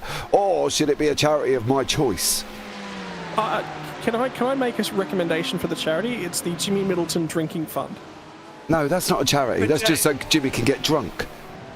But JP, you haven't told me what you're going to donate for every course that finishes. That wasn't on the agreement at the beginning, I'm afraid. There was no there was no confirmed signed contract recommended by a lawyer. We might have to do this if there's what? Let's say there's 10 Porsches in the series. We'll go 10 to 1, right? Porsche doing Porsche things, $10. 10 finishes, $10. Either way. Let's take that on. We'll take that on for the next season of PEL. I reckon, though, that you're going to be skint more than I am. If your game. You'll be Brassic. They're going to spin rapidly. Yeah, and you better not be poking holes in my name in the background while nobody else is listening. And then come on and blame all innocence like a bloody, English batsman who comes in at number 5 and says, "Oh, I never get out. I'm a good guy." Hey, I want a full ballerina livery on your car next season, mate, because let's put it this way. If we put you in the Porsche, mate, you'll have your own Baxter pirouettes, won't you? He reminds me of Stuart Broad standing there going, "No, I didn't hit it. Wasn't me." Yeah, that's right. Yeah, or Johnny Bester saying, "What are you doing? That's cheating." We just say, "Well, you wrote the rules, fellas." All right, but if you make it the right shade of pink, I'll run the car. I've run a pink hold on. Indy car. Why are you guys complaining? Are you serious? If I get you a livery made for a car with a ballerina in a certain colour, you're going to run it? I'll run it for you, JP. I don't know, but I haven't run in the PL for a while. The guys won't let me run because they want me to sit in the commentary. Apparently, they like the shit that I put on people. I shouldn't say that. No, you didn't say that one. Apologies for anybody at home who just listened to Mr. Pete Baxter release a swear word from his mouth on that one. There are other swear words available. I'm just glad he used that one, to be blatantly honest. My word. Never get stuck in a commentary box between these two. Why do I keep coming back for this? Anyway, Scotty, if you think that's bad, mate, you should have heard us last week. The battle pack between these two as the stoush continues was Nick Wood up against Adam Burhop on the run to the chicane, and this has been getting progressively more and more aggressive, and Dean Mackay is the car that sits in between them all, but what he's doing quite kindly is towing Owen Coleman back up to him, and I can just see, ladies and gentlemen, thank you very much. So I'm getting some support from the crowd because I'm being told I'm a poor thing having to be stuck here in between you two guys. Scotty, you're a ratbag. It'd be a poor thing. You love it. You come here just for the bit of banner. Now, Dean Mackay's a lap down, and that's the thing that's going to monster up. But being a lap down, and he's going to be getting blue flash from Owen Coleman. But as we know, Dean Mackay's got the pace, but he's in a Porsche. And, as JP will tell you, it'll only going to take 2 laps. So I'll just sit there and Porsche will do Porsche things, and Dean will give you the place to go run. What I'm loving to see tonight is I'm loving seeing Nick Wood out there giving Adam Burhop here. Nick Wood was saying before the race to me, he's had a pretty tough week and he's been at work a lot and he was a bit tired, so he wasn't sure he was actually going to compete, let alone drive to the end of this race. So, for somebody who's tired and wasn't sure they were going to compete, Scotty, 0.3 seconds off the pace after an hour of racing, I think he's into this race well and truly now. And, have we seen the comeback here from Nick Wood? Have we seen, this gift of confidence for Nick Wood to come back next season and actually put a full season together and really challenge Owen Coleman, because I thought he could do it. The other guy in the mix there, Stuart Shaw in P4. Stewie's catching up to the boys, but I don't think yet he's got it to really put in place. And a lot of the bumper grind is going away, but heaven help me should I say that too much, because the cars are spreading out a little bit, but every time they get a bit close together, there's a little bit of bumper grind here and somebody turns some around. JP claims it's Porsche doing Porsche things, it's just cars doing car things.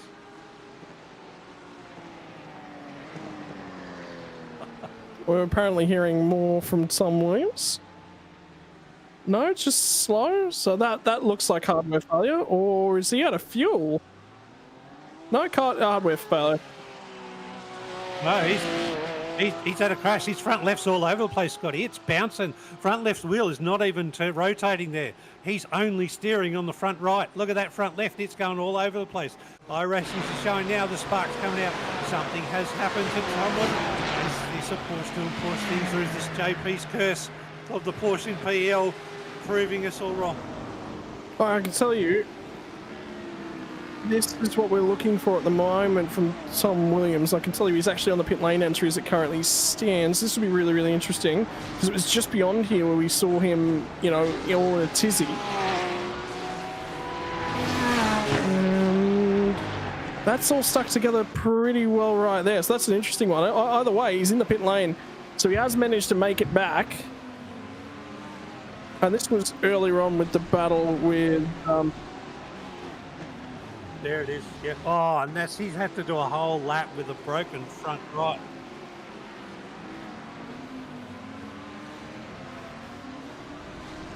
Oh yeah. Something's just happened. Something's just happened. Richard Mayer and Jimmy Middleton both just said that was interesting. Yeah. No, we've worked out what's happened to Tom Williams. A little bit of contact into turn one there, and maybe the Ferrari might have a little bit of answer because if he had some overlap, Tom Williams had the right to be there on the outside. And if that's caused a little bit of contact, you want to call that in and have that look at it. This is what looks like might have been interesting. Yeah, so I think what it was is if you have a look at the rear end of Nick Bottrell's car, there's actually some damage. And so what I think's happened is he's gone into Blanchimont and he's had to lift off because he had no confidence in the right rear corner of that car. And of course, that's the loaded corner at that point on the circuit. So, and that does tell the story. And I'm just trying to find out where it's happened. It might have been on the no. So he's been circulating like that for a couple of laps. I can tell you, but either way. It was an Audi Evo package, now it's a second-hand Audi Evo package.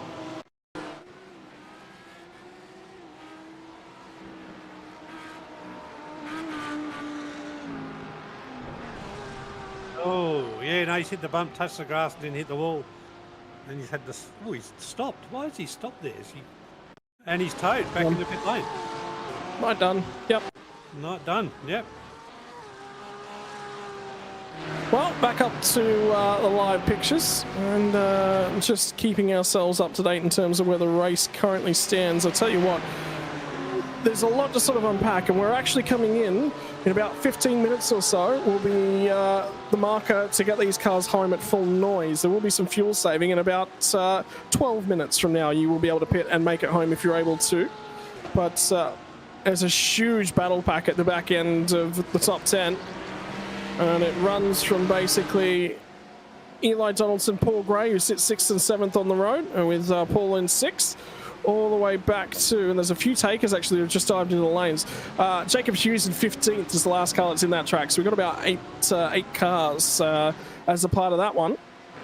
Yeah, and the cars are pushing 14 laps now, so most of them have completed 13 laps. It's just going on to their 14th lap. I don't think, Scotty, we're going to get to that 15-minute mark. And like it's called it earlier, there's a splash and dash at the end of this race for some of these cars.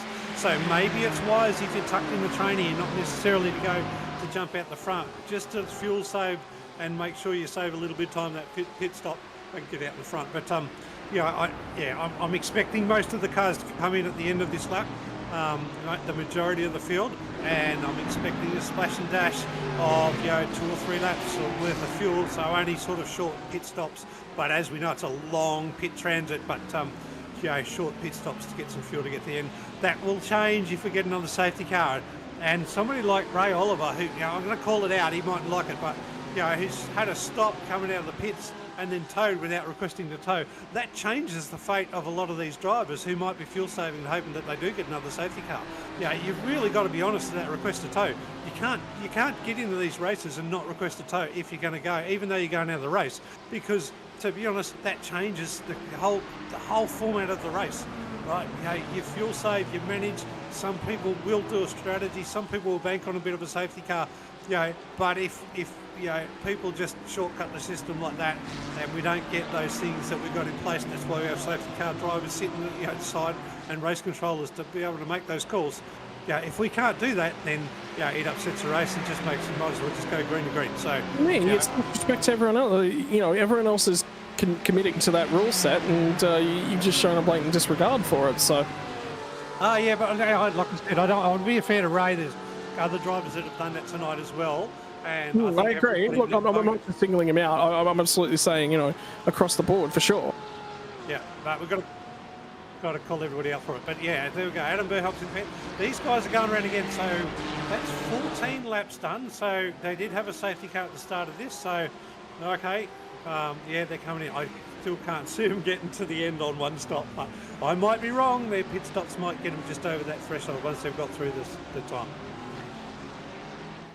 Now that you mention it, I actually didn't realize how short we were, because in my head I was going, oh yeah, it'll be about 38 minutes. Well, yeah, my header was calculating 2 times 14 as 38. So yeah, I've done something way off there. But for basically every third lap, you're getting another minute that you add on there. So it's actually about 32 minutes to a stint, which is incredibly short. And the safety car period absolutely didn't cover that off. So. And ladies and gentlemen, you just got an insight into Scotty Rankin's head and how it works. 2 times 14 equals 38. That's how he goes so fast on the racetrack. So, yeah, don't give. Yeah, Scotty, you are. Yeah, nowhere near are you going anywhere near my bank accounts. Oh, mate, you can pay some bills for me, though.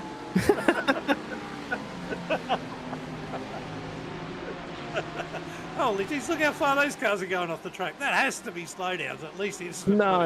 No. So remembering that the incident point Callie not switched on for this league as well, Pete. Oh, that's right. Oh, well. Track limits, boys. Track limits. Exceeding the track limits in a race. Oh, yeah. Lap time is the key, though. Well, true. Yes, if you can work out where the track limits are, but not the slowdowns, then you've done enough practice to go fast in this series. But yeah, as we know, some people race to track limits, others don't, and some get upset when they see others not racing and they go faster. But yeah, it's the set of rules we've got to race to. Let's race to them. This battle pack's actually quite intense. There's absolutely a few cars within the middle of it who are fuel saving. Paul Gray, remember a couple of laps ago, was sitting 6th. Well, now he sits 10th. So 4 cars have managed to make their way by. That is Jesse McMenamin, Rain Campbell, Martin Hallinan, and Joshua Martinez. And Martinez now leads the way in terms of this group, and Eli Donaldson's at the head of it. It's going to be the dive to the pit lane for Martin Hallinan. Who else is going with him? None of them. Nobody else has gone in with Martin Hallinan. So Hallinan's gone on his own. Paul Gray's now gone in. And remember, Gray was at the lead of this pack for the bulk of that stint, so that's why he will 100% have to come in. And now there's a few cars in the background that are sort of deciding, what way to go on strategy. And it's a long, long run down the pit lane. And everybody's making a fool of me. They're going again for this is going to be a 16th. So I'm going to call out, it's actually Jimmy Middleton gave me the fuel numbers. And I'll tell you what, it's not just walnut fuel numbers. He is a peanut, man. He gave me fuel numbers of 14 laps, maximum if not fuel saving. And look at these guys, they're doing 16. So Jimmy Middleton tonight, mate, they're peanut. Well, there you are, absolute peanut for those fuel numbers. You've called us out. These guys are actually going to go with 16 laps. They're going to get close to 1 lap to go. Oh, no. This is going to be unbelievable. Paul Gray's just put a request in a race control, just letting you know my internet's playing up. Unfortunately, I'm going to have to pull out. So Paul Gray's now done and out of the server as well, and he was running so well. Oh, he was up there challenging for the Challenger class lead. But yeah, let's have a look at where they sit in terms of challenge car. We obviously in the elite, we've got Nick Wood and Owen Coleman out the front there. Pit stop cycle going on.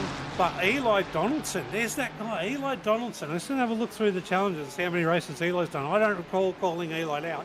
Is he new challenger? Rain Campbell's up there in 7th overall, and Jesse McManaman in the challenge class, P8. So that's 1st, 2nd, and 3rd in class. They're running 5th, 7th, and 8th right now. But we've got a pit cycle to come, ladies and gents.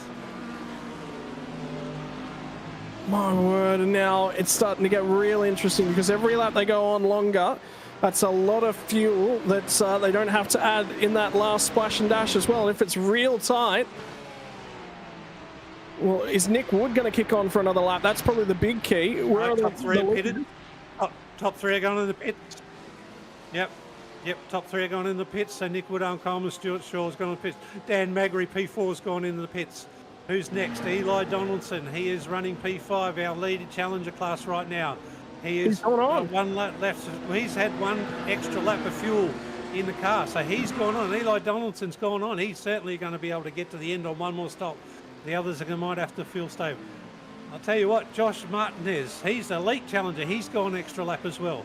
That's interesting. we've got other cars going. Adam Jepson, Benn Jefferey, Alfonso Latella. They look like they're going through as well.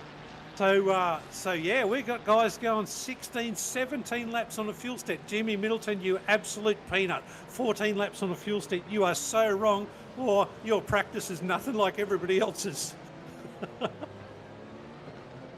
I'm interested how he's got that. I have no idea what numbers he's reading from, but I can tell you there was a big lift from Eli Donaldson at the tail end of the Kemmel Straight. Now, curious to see how much Joshua Martinez is actually saving in behind him as well, because he's in the Audi. Two different manufacturers, two different architectures of the car, two different styles of where you place the engine, the suspension. It's all very different.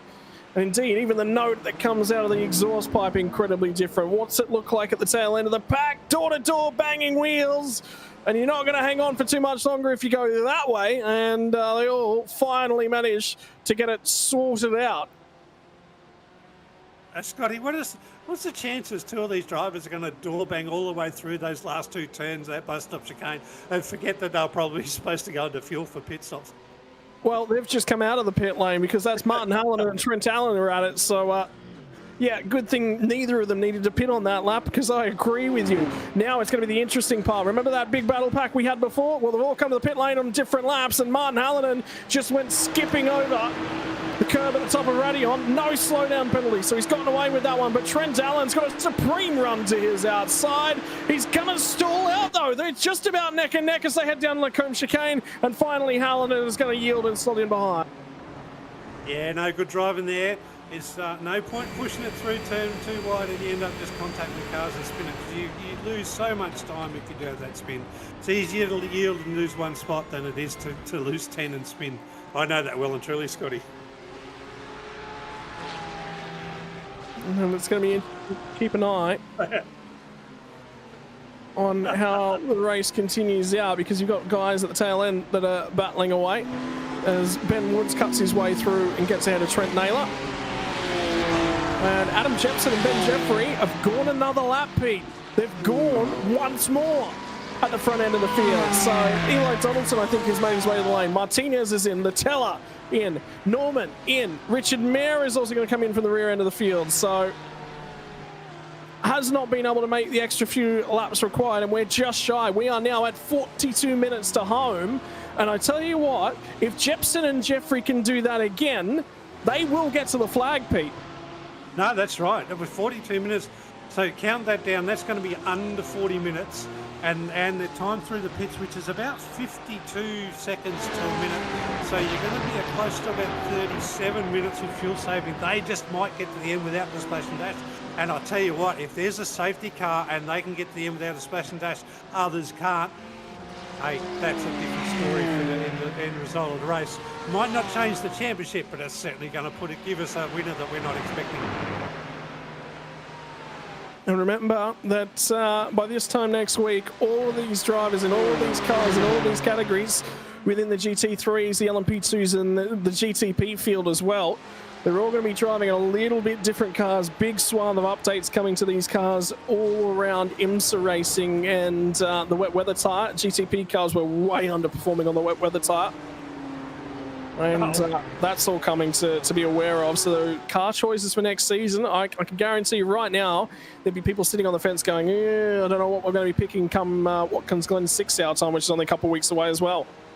No, but when it comes to the Premier Endurance Game of Gear Direct League, I think they're all going to pick the Porsche because they know that they're going to get to the end and they know that they're going to make JP pay a whole lot of money because they're all going to finish without the Porsche doing Porsche things.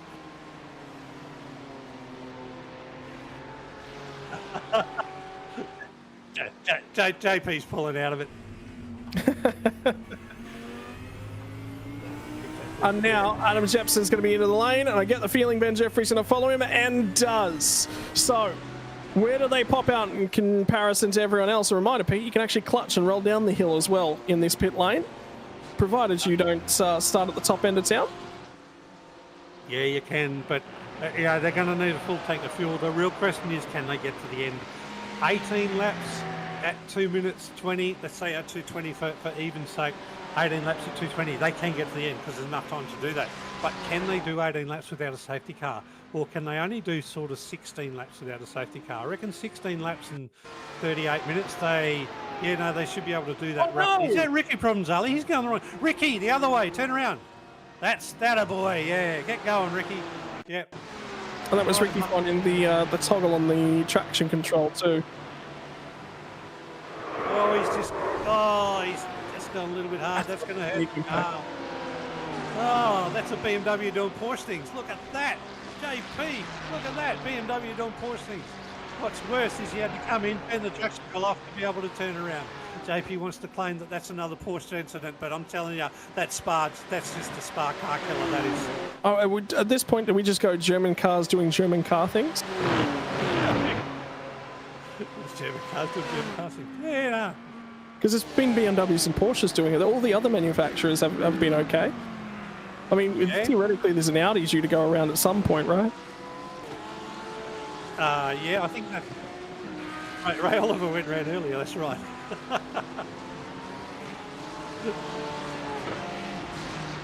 Oh, good old Spa. Lovely track to drive.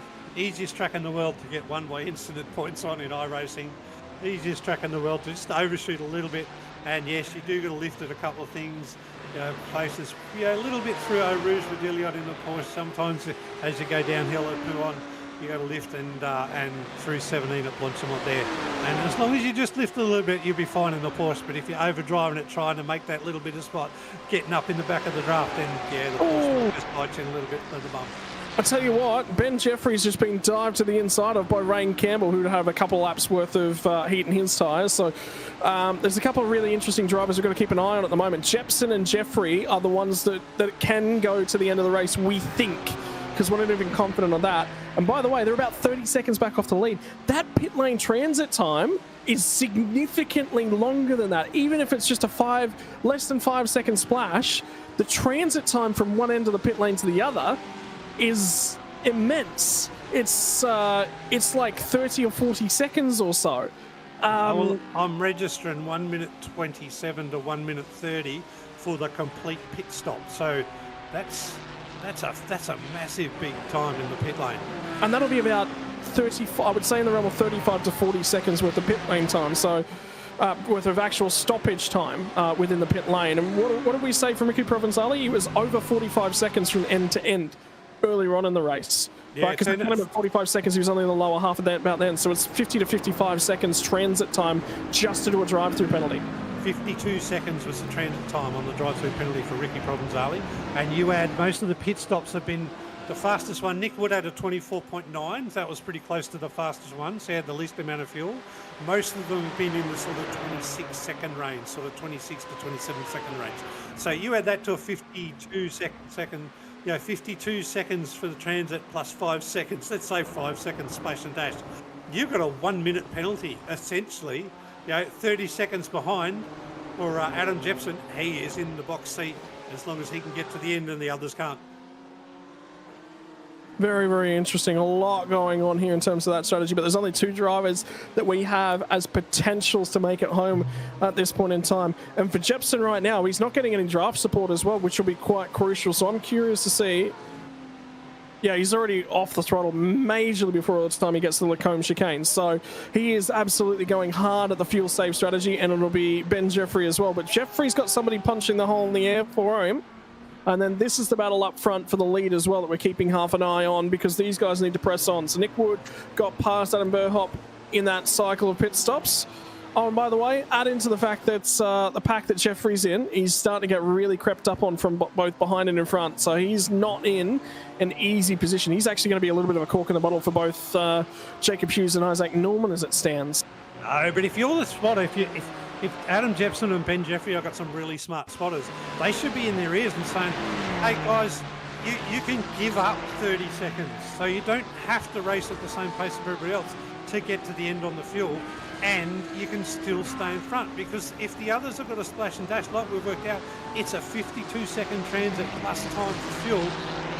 If they've got, let's say, 52 seconds from where they are now, so Adam Jepson is 37 seconds. He can give up another 15 seconds just for the transit. So he does not have to race at race pace. He can race half a second off half a second off race pace, save that fuel, and he's going to make it to the end faster than the others. Remember, you don't have to win by a minute. You've only got to win by a second.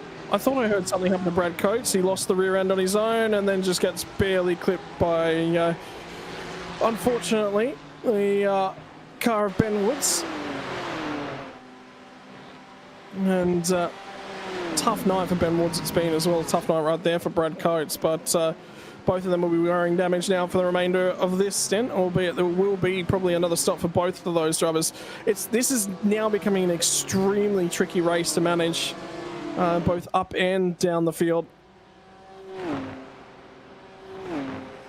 And Jacob Hughes now just jumps ahead of Benn Jefferey as well. So that's another car that he no longer has to worry about. And Isaac Norman's going to be lining up onto his rear bumper as well. This will be a really, really interesting section of the race as we keep an eye on Martinez, who's going at the rear bumper of Martin Hallen. And Martinez has been quick lately.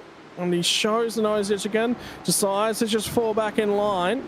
Eli Donaldson just skipping away from them just up the road a small amount. So... yeah, I'm going to answer all the questions I said before. Eli Donaldson, he has had a race with us before. He's only had one by the looks of it with a, he's got 158. So he's right down in it. He's not really a contender for the championship, but he's out there. He is a contender certainly to take the Challenger win tonight. So Eli, welcome to PL, and welcome back, for your second race. And hopefully you're enjoying it enough, and you come back and compete in the Challenger class and give the likes of Isaac Norman, Brock Caddaye, and Mark Fozzie in the Line Green Machine. Real Something's happened to Ben Woods. Something has just happened to Ben Woods, and there was an apology to Jimmy Middleton as well that just happened. So I think Ben Woods might have actually had a slowdown penalty I think he was clearing.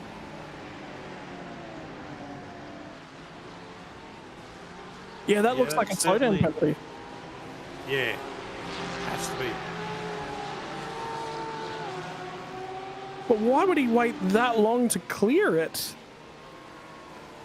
Unless it was a slowdown from way earlier, Scotty, and he's held it up and hasn't cleared it in the braking zone.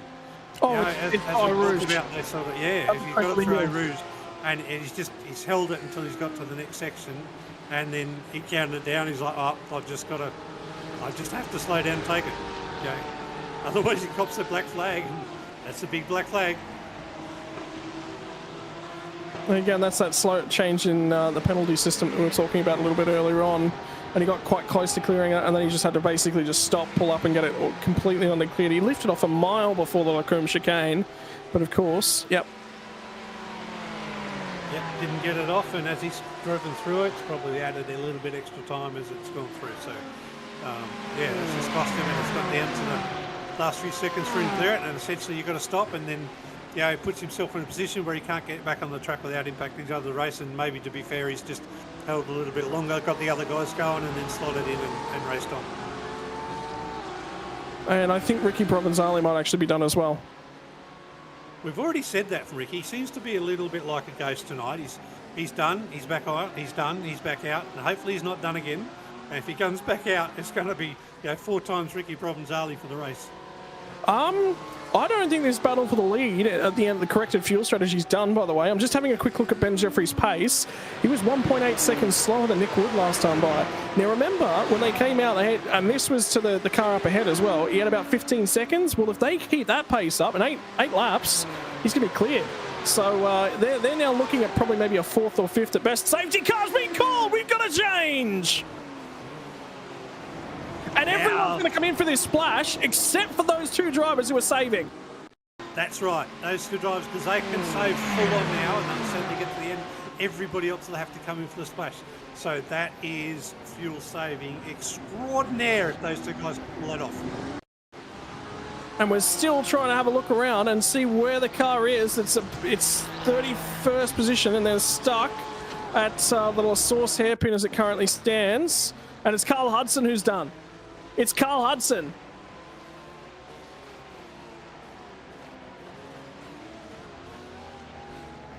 He's still got an engine going, so I'm not 100% certain what's going on here. Oh, there was a touch. There was a touch coming into the chicane. Look at his steering. His steering is bent. This car is broken. His steering is bent. He's got that steering right down, and yeah, something's happened. That car's broken in the front suspension, and he knows he can't get around the whole track. He can barely turn the car as it is, so he's done the right thing. He's just put it. Now, whether he's broken it, oh, there it is. There it is. He's had a little bit of loss coming out of the curb. Overshot it. Yeah, he's just a little bit early on the throttle. He's overshot it, and Brent Tucker's come in. That contact from the Porsche's hurt the Ferrari pretty bad. That's unfortunate. There's nothing there that Brent could have done, but unfortunate. So, yeah, brought out a safety car. And, hey, Scotty, we got a race on our hands. 29 minutes to go. Oh, this gets even more interesting because it's not just the two guys that we were like, okay, they're probably a lap shy on fuel. They can go a long way here, but the saving's going to be really tough to do. I can tell you, there's a lot more going on in this. So drivers that pit at the end of lap 30 with Afonso Latella. At the end of lap 29 was Jacob Hughes. And then you had Benn Jeffery and Adam Jepson who pit at the end of lap 31. They have all continued on. 4 drivers are going to be at the front end of the field now instead of just the 2 that we were expecting. So there's a few boys who have tried to play the numbers, try something different, and adjust their night. And it's, yeah, so Latella, Jepson, Benn Jeffery, and Jacob Hughes, albeit Hughes is ahead of Benn Jeffery, have muddled that one up. And now this is the drivers rejoining from the pit lane. And here they come. And as we predicted, they're a long way behind where the safety car is. They're the whole length of the Camel Straight and then some before they catch up to the train. So yeah, that pit lane transit. But you know, the thing about it now, Scotty, is the pit lane transit, they get back under the safety car. They've now got to fight through past about 4 cars. Now, the cars that have come out of the pit lane, so we're talking Nick Wood, Richard Mayer, Adam Burhoff, Owen Coleman. Richard Mayer didn't pit. Richard Mayer's grabbed a whole bunch of spots. So those guys, maybe not Richard Mayer, but the guys that have pitted, we know they're going to be good for full fuel to the end. Those guys can go hard. They've got 4 now, maybe 5 cars in front of them that are going to be fuel saving and might not necessarily be able to go full pelt, full throttle the whole way. So we're going to have some cars that are potentially going to be a little bit slower, but then we've got the genuine outright contenders from the start are going to want to be fighting through. I think we've got some real excitement to go ahead. And ladies and gents, if you're stuck with us so far through the excitement of the crash and the bash, the Porsches doing Porsche things, the ballerinas spinning around Spa and playing Belgian tunes, enjoying musical tunes to all sorts of automotive sounds, we're now got an absolute race on our hands for the last 25 minutes, and we're going to see some excellent racing, some overtaking, maybe some people diving where they shouldn't dive, maybe some more turns and touches, and maybe a bit more race control pressure as we go. But I don't know, I can't yet pick the end of this race and who's going to win. Scotty, can you? Well, it's zigged, it's zagged, it's wound its way through the Belgian countryside, and now it's got its final words to say.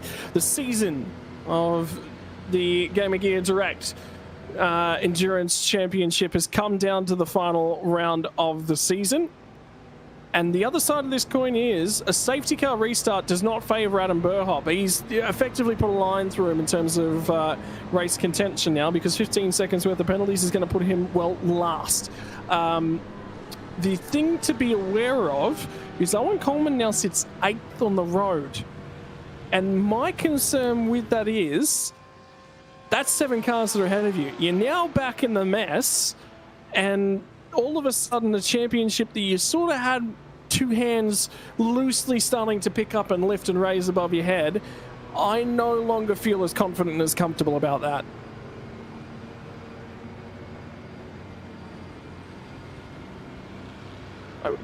I've just heard some really interesting news and something that I've never ever said in my life, and I hoped I would never see the day. Jimmy Middleton leads the class for the Challenger class drivers. Can we get that checked? That doesn't seem... Surely that's not right.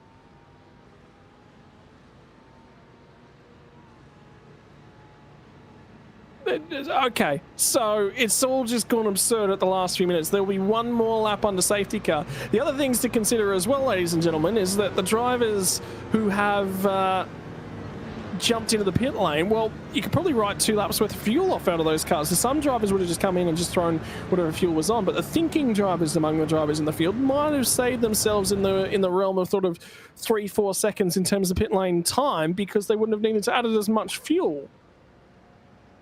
Yeah, I think that's the thing when it comes to safety cars, Scotty. They can save quite a bit as they're trundling round now. So it's going to be interesting for the boys that are pitted down on lap 30, 31 as well. Jimmy Middleton, however, is on one of the early pit stops. He pitted before lap 30. He was on 29. So he's going to be, hopefully might be able to get there. But if he can go 16 laps, obviously discounting Jimmy's maths that we've proven is not right, he could go 16 laps from lap 29. So that will give him till about lap 45, 46.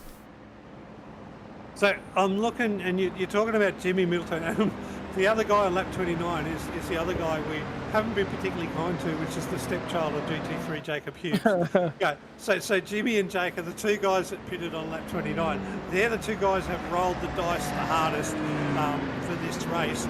But to be honest, you kind of have to, don't you? If you're, With 2 laps on the safety car, yeah. Jacob Hughes is only 2 laps shorter in the pit lane than Adam Jepson, Benn Jefferey. He pitted at the end of lap 29, and Jepson and Jeffrey came in at the end of lap 31. So we've ticked off 2 laps under safety car, and these laps have been 4 minutes and 36 seconds for the last time around. That's a lap they've lost, and they've been pootling around under safety car procedures. Do I get to detect a little bit of a feeling of the Monaco Grand Prix? No, well, absolutely. I mean, you know, and that's an awesome call. If the guys have been able to do their numbers that well and taken a chance and got a big run out of it, well, good on them. You know, the stepchild and the walnut have both, you know, have both so far. It looks like they've made some massive calls. You know, whether we find out they're going to get roasted and salted in the next 20 minutes, time will tell. But you know, right now they're looking good, and we'll see what happens at the end.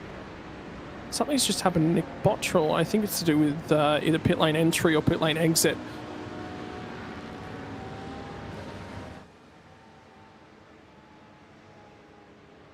So I'm just going to go back and have a little bit of a look at Bottrell's penalty and see if I can work out what's going on.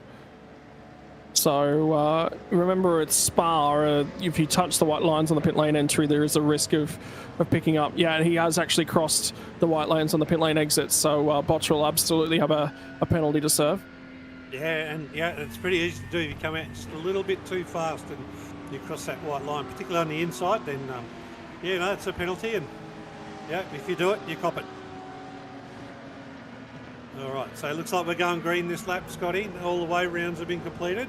So the field is going to settle down. The safety car will run away. We'll hand over to Alphonse Latella, who is out the front. We haven't called much from Alfonso so far this race, but well, remember, out the front. He got tagged on lap 1.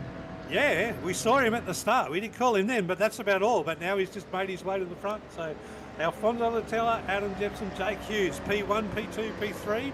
All of the guys have not pitted in the race under this least safety car, and we're about to go green, and we've got the real contenders for the race have been there, sitting back there in P7, 8 and 9, which is Bearhop, Coleman and Shaw, Nick Wood even up in P5. So they're the guys to look out for the last 20 minutes of this race.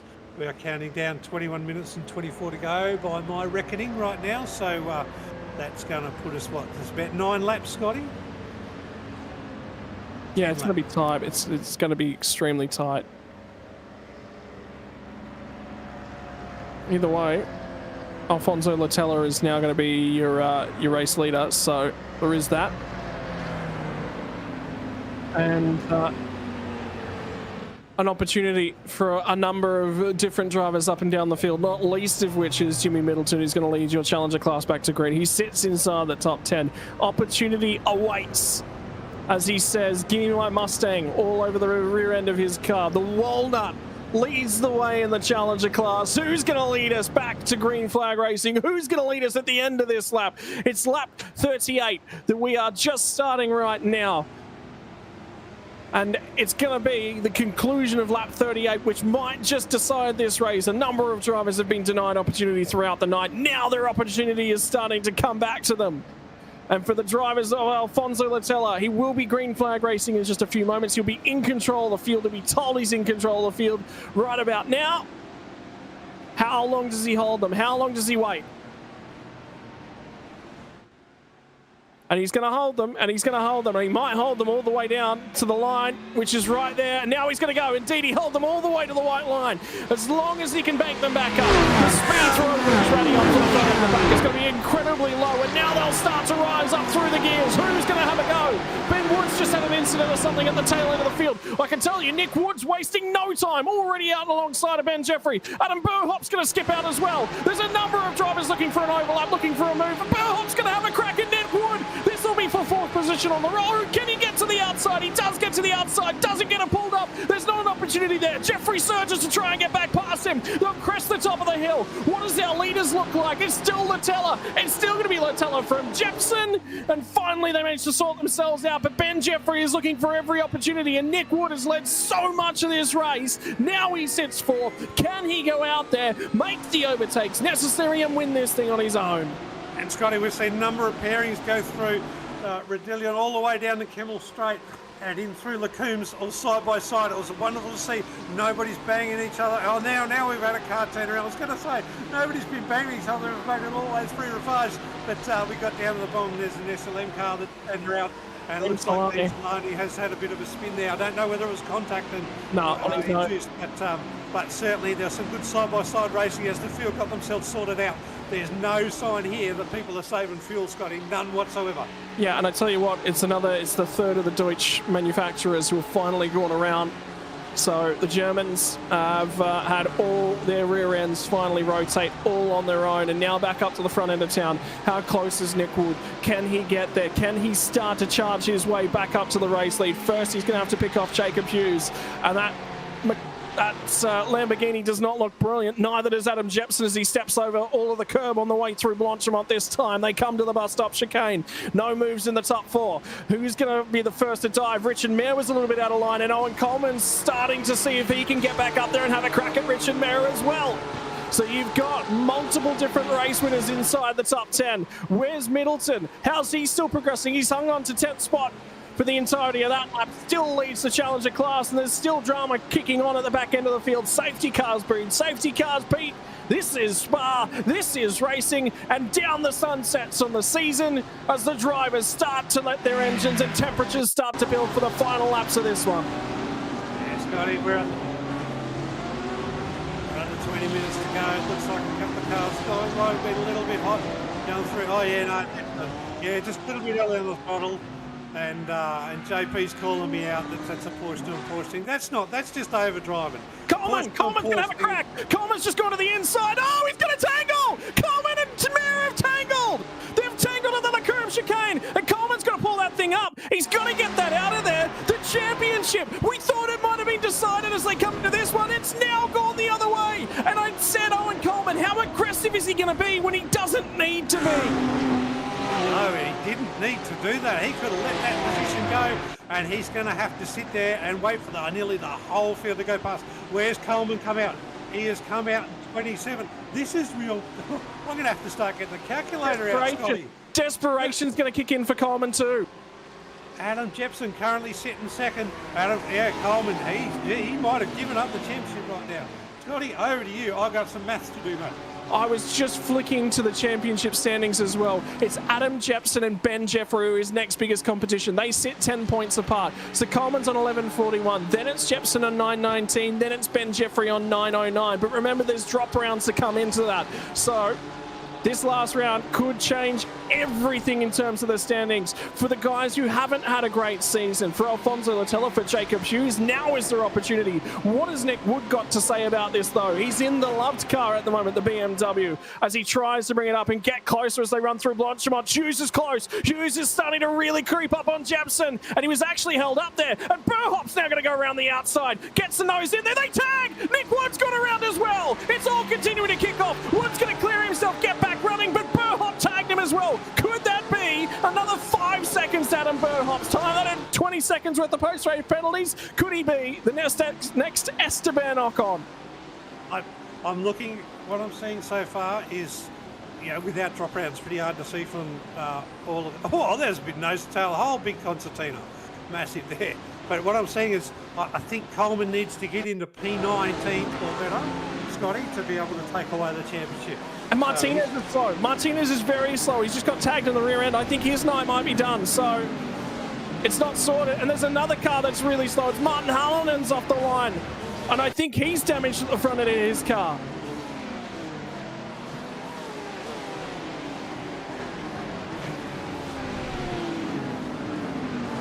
So Magri's wide and a little bit out of control, and that's just triggered a huge concertina.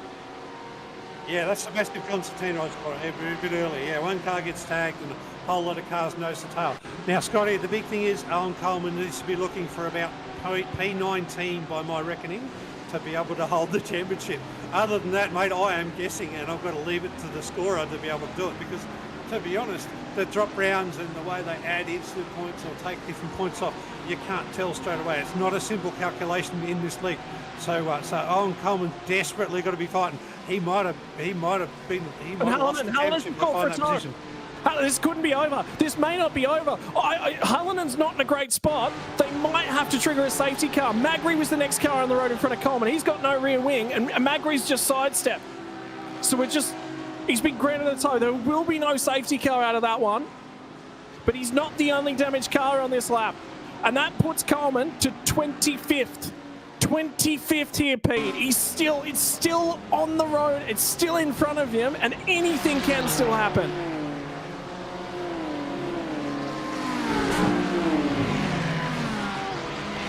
Just trying to find out what happened to Martin Hallinan here. Steering's broken already. Lost a bunch of time. Yeah, no, something's wrong with the car already. That's really slow. So he was involved. There was a big check-up. It was Daniel Magri at La Source that was there. He was remember the Porsche we checked in with a few moments ago that was really slow as they come to the La Source hairpin? And this will be the riding on board. And this is Josh Martinez just ahead of him as well. Yeah, that's it. Yeah, just a big check-up. Yeah, nothing he could do. That's really unlucky. Yeah, damaged steering's all over the place. Look at his right hand down. The car's going nowhere. That's all over the place. Unfortunately, that's cost him big time. Yeah, nothing he could do. A couple of cars in front of him had to spin. That's like Pete Baxter driving. That is. And another car's just been turned around and handed Owen Coleman a freebie. So he'll step into 24th.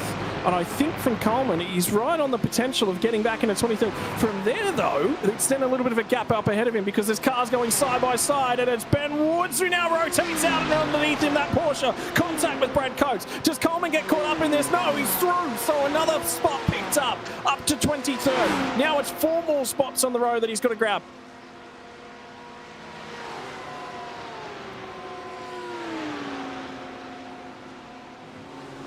Right, we got another requested tow, Scotty. But I think if they called the last one as green flag, I think we're going to go green flag to the end now, which actually makes it difficult for Owen Coleman. Owen's just been given another spot. He's been granted there by Coatesy, and he's let him go. Brad Coates has given Owen Coleman another position. No, it was Adam Holland. It was Adam Holland, not Brad Coates. Coates is the next car that he's going to come up against on track. And by the way, drop rounds are all accounted for. You cannot drop Spa. You must score points from Spa. Well, there you go. There's still the pluses and minuses of something that they add in the scores that I'm not quite sure. We haven't even looked at the incident involving Coleman either. We haven't even had another look at that to see what went on there. But this is the incident between Woods and Coates. And that's racing going too wide through Eau Rouge Raidillon. Yeah, and a little bit of a touch, but side by side racing, nobody at fault there, and the car just losing a little bit of control with maybe a little bit above taking it offline. So nothing to really answer there, but I'm not calling championship, Scotty.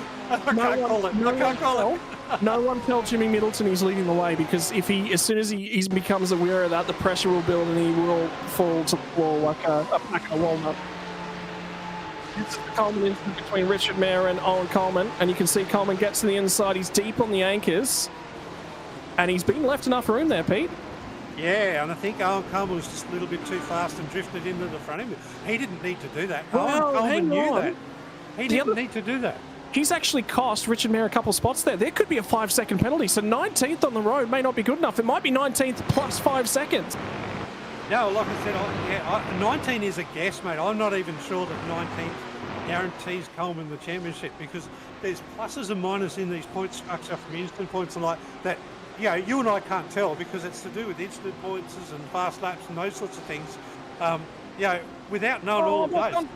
More contact, and around goes Eli Donaldson. Rain Campbell just barely cut his way through. And by the way, Coleman's going to be behind this one. I think this might be another freebie. Oh! No, he's just, there goes Owen Coleman just as Eli pulls out. Did Owen get through there? Oh, he cut away. I didn't see it. And this is the incident, by the way. This is Donaldson. And then we're going to chop to Owen Coleman as he finds his way through this, because this is worth a watch. And Donaldson's angry. The red mist has descended. He wants to get back out on the track, and Coleman had a split-second decision to make, and he made the right one. Oh my God, look at that championship on the line, and he's had to come through. I can't believe you cut away and did that. Oh my God. Oh, wait for him to come through. Coleman in the 20th. We've got less than 10 minutes to go, so we have 4 laps to go. He has got, what, a 1 or 2 second gap to make up. Can he get any more spots? It's going to rely on maybe Porsche's doing Porsche things to get Owen Coleman the championship. P20, I can't call it, Scotty. I reckon P19 as a minimum just to get him in front, but that doesn't account for any of the pluses and minuses. Adam Jepson's been up there the whole time. If he gets fastest lap, does he get extra points? I don't know that. That's just, it's killing me. At the moment, he hasn't got fastest lap. It's much further up the field in front of him. And by the way, there's been a change for position up at the front end of town. They're really, really racing for it. By the way, Owen Coleman, still no update on his incident. None whatsoever. So there's nothing we can really talk to at this point in time about him. But all we can say is he's got to do whatever he possibly can on the road. And Race Control have got a whole host of incidents that they're going to, look at.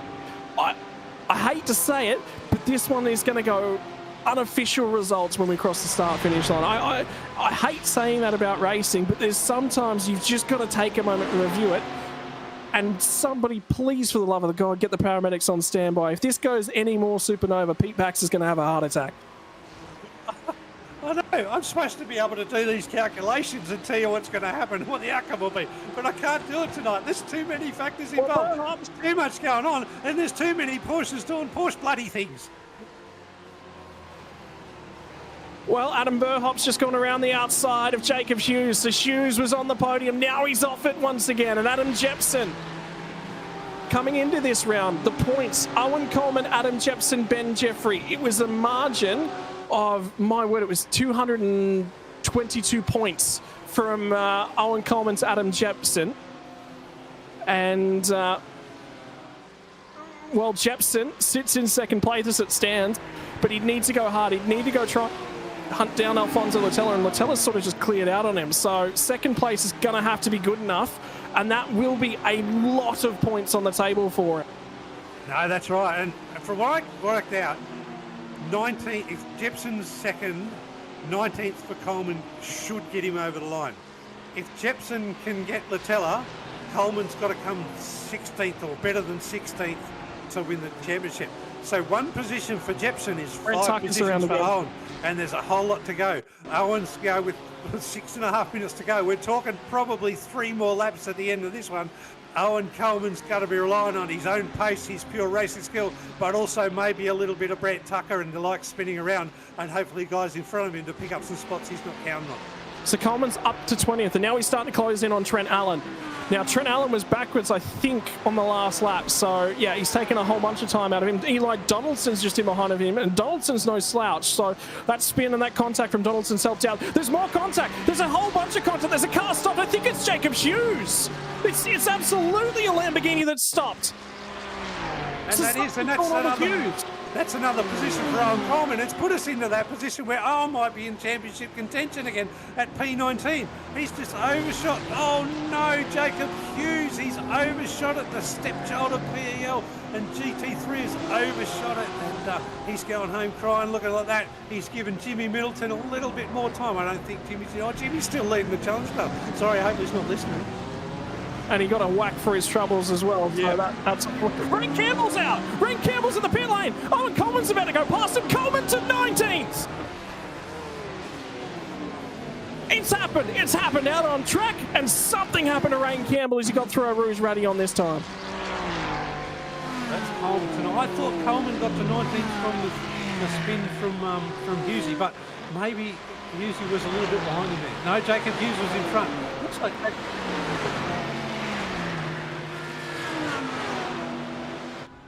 Coleman, I reckon Rain Campbell's got broken steering. He wasn't going to make Eau Rouge Radion, so he's cut to the pit lane to avoid everyone. Yeah, and there goes Owen Coleman. There's an opposition.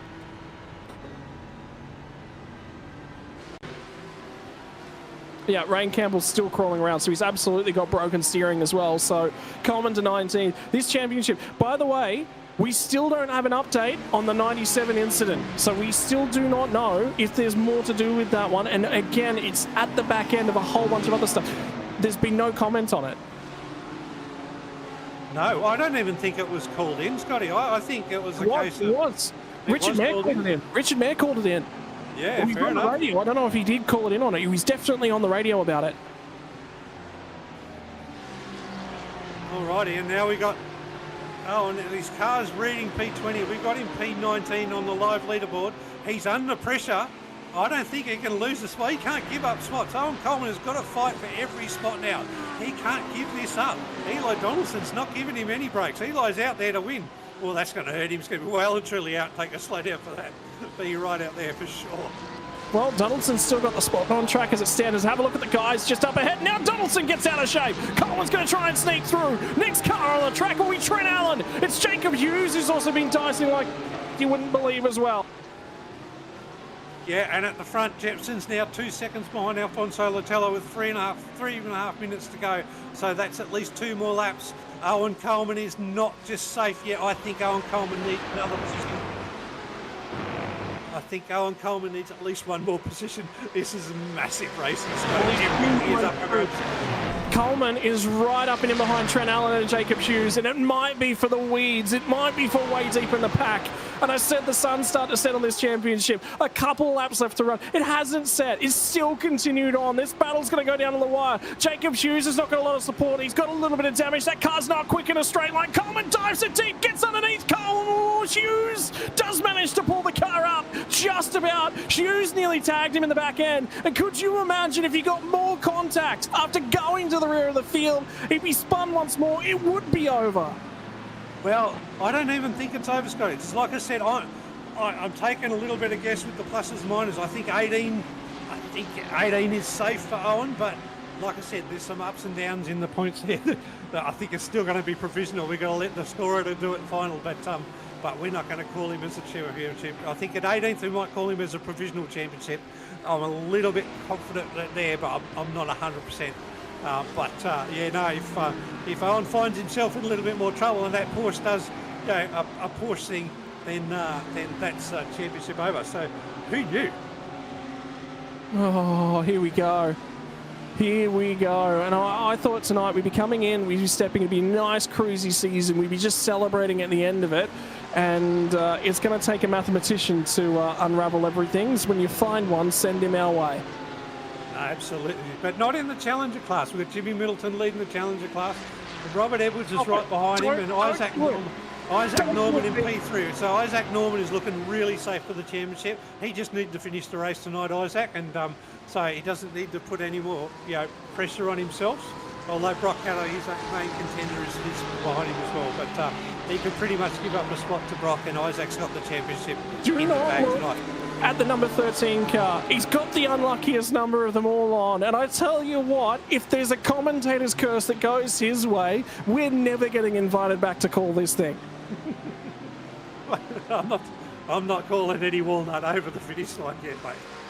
It's not over until the walnut is crushed. That is what Jimmy Middleton's hoping for. Nick Wood and Stewie Shaw are going toe-to-toe. And it's not over for the podium yet. Burhop is starting to crawl all over. I think this is the last lap of the race. I don't know. I just do not know. But Adam Jepson has got to defend for every scrap of his life. And they're starting to take time back out of Latella, Pete. That margin was out at 2 seconds. It's down to 1.6. It's Latella light on fuel. One driver in the field we know is certainly good on fuel. It'll be Adam Jepson. The driver in behind him, Adam Burhop, will be good on fuel. He came to the lane, so this will be it. This will be the final lap left to run. Where does Coleman finish? We're going to have to sit back and wait, and there could be a post-race penalty. We just don't know.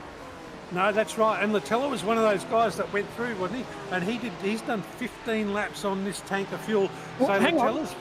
Don't forget, Burhop's got 15 seconds worth of penalties, so he's not going to finish on the podium.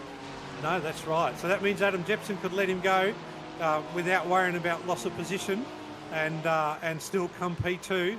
But the real thing is, if Latella coughs, if Latella spins, if Latella has a little bit of a slide and Jepson makes up that 1.6 seconds, then Owen Coleman is shot because he's got to be better than 16th to get the championship if Jepson wins. But whilst he's P2 and Coleman is 17, I'm pretty sure Coleman's got it, unless the mathematicians pull something out of the bag.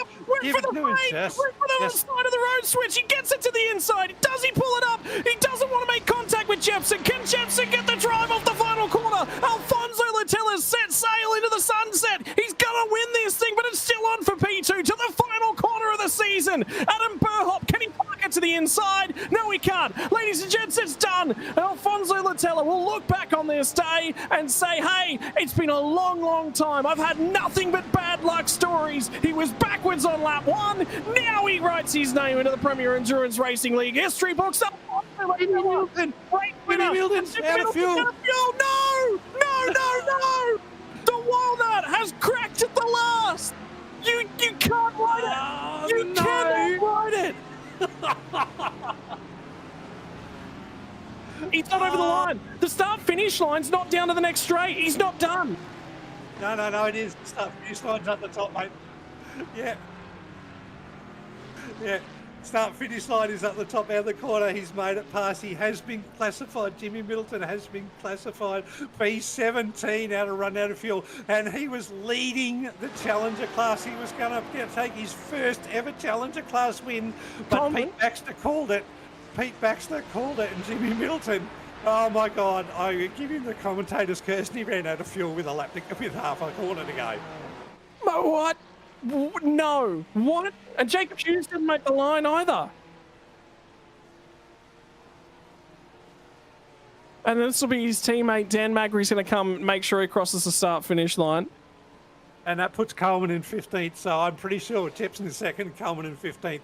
That'll be championship Coleman's way too. Oh, Spa, you beautiful, beautiful thing. Oh, far out. Oh, my God. Oh, and look at the sportsmanship here. Just getting the cars over the line. Nick Wood just pulling in behind, just pushing them through, just getting there. That's really good sportsmanship. Everybody comes together in Discord, and every now and then you see those acts of sportsmanship on the tape. My God, what a race, Scotty. If you've ever wanted to know how a baby Riot Sim Racer is born, that is how. You just don't ask questions. Ask your parents for more info. Oh, that's the old livery push to do. Oh. That had everything. It's not decided. Oh, my God. Oh, my God. Alfonso Latella, like I said, he's had nothing but bad luck in this series. He's found every way to get whacked about the ears, and tonight he finally gets to win a race for Alfonso Latella. Adam Jepson will cross the line in second. We'll pick up a bank of points, and we will wait, and we will wait, and we will wait to find out whether or not he's going to win the championship or if it'll be Owen Coleman. Adam Burhop will come home third, but add 15 seconds to that post-race time, puts him 17 seconds down. He'll finish down in behind Richard Mayer. Benn Jefferey will get elevated to the podium. Nick Wood will be home inside the top 4. Stewie Shaw will finish 5th after, again, another season being banged about the ears and boxed a little bit. Stefan Lawrence will finish in 8th. That will be behind Adam Jepson. Dean Mackay makes it into the top 10, finishes in 9th, and Isaac Norman clips Rob Edwards to win the Challenger class on the last lap of the race, who also crawls over the top of Jimmy Middleton. Cannot believe that one. Brock Caddaye will finish 3rd in the Challenger class as well, who drove a phenomenal season. Enjoy that one from Caddaye's perspective. Josh Martinez had a really, really damaged Audi to finish that race on, and Brad Coates. Owen Coleman 15th, but again, we wait. There's penalties to be applied up and down the field, by the way, ladies and gentlemen. We just don't know. McMenamin's 16th, Jimmy Middleton crosses in 17th, Matthew Norris in 18th. This is all as they cross the line, so don't take any of this for granted. outside of that, 19th Adam Holland, Chris Rattle, James Selhani, Eli Donaldson, Trent Naylor, Brent Tucker, Jacob Hughes, and Daniel Magri will both cross the line. Nick Botchell with the first car home won that lap down. And from here on, it's the drivers who didn't have good nights. Greg Brooks, Rain Campbell did not finish the race either. Ben Woods, Martin Hallinan, Ricky Provenzali, 15 laps down. Paul Gray as well with the internet issues. Ray Oliver, Tom Williams, and Braden O'Loughlin was an early retirement. Guys who didn't start the race. Scott Bartame was a safety car driver, by the way, so just ignore that one. Leith McClimate, Mark Foster, and Stefan Mellis joined the server, not able to jump in and go racing tonight. Yeah, Scotty, and by the counting I've got, Scotty, I think Owen Coleman's got the championship by about 40 points. So I think that P15 has got him safe. So having a couple of guys just, Jimmy Middleton's probably saved it for Owen Coleman by running out of fuel whilst costing himself a race win. It's that sort of story that is tonight. Adam Jepson has done everything he could to put all the pressure on Owen. Owen's done everything he could to make his night the hardest it could. But I tell you what, shout out to Isaac Norman. He has won the Challenger class tonight. He has won the championship. He is a true champion winner leader. Let's going to see him race against the elites, I reckon, in the next season, Scotty.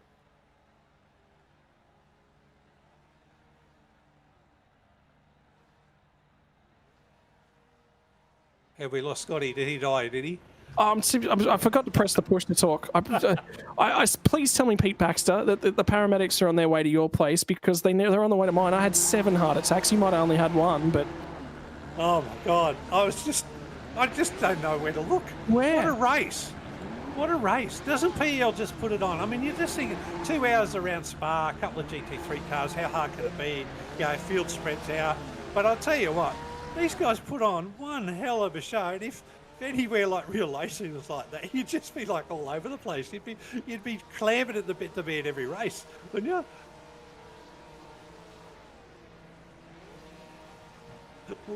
Oh,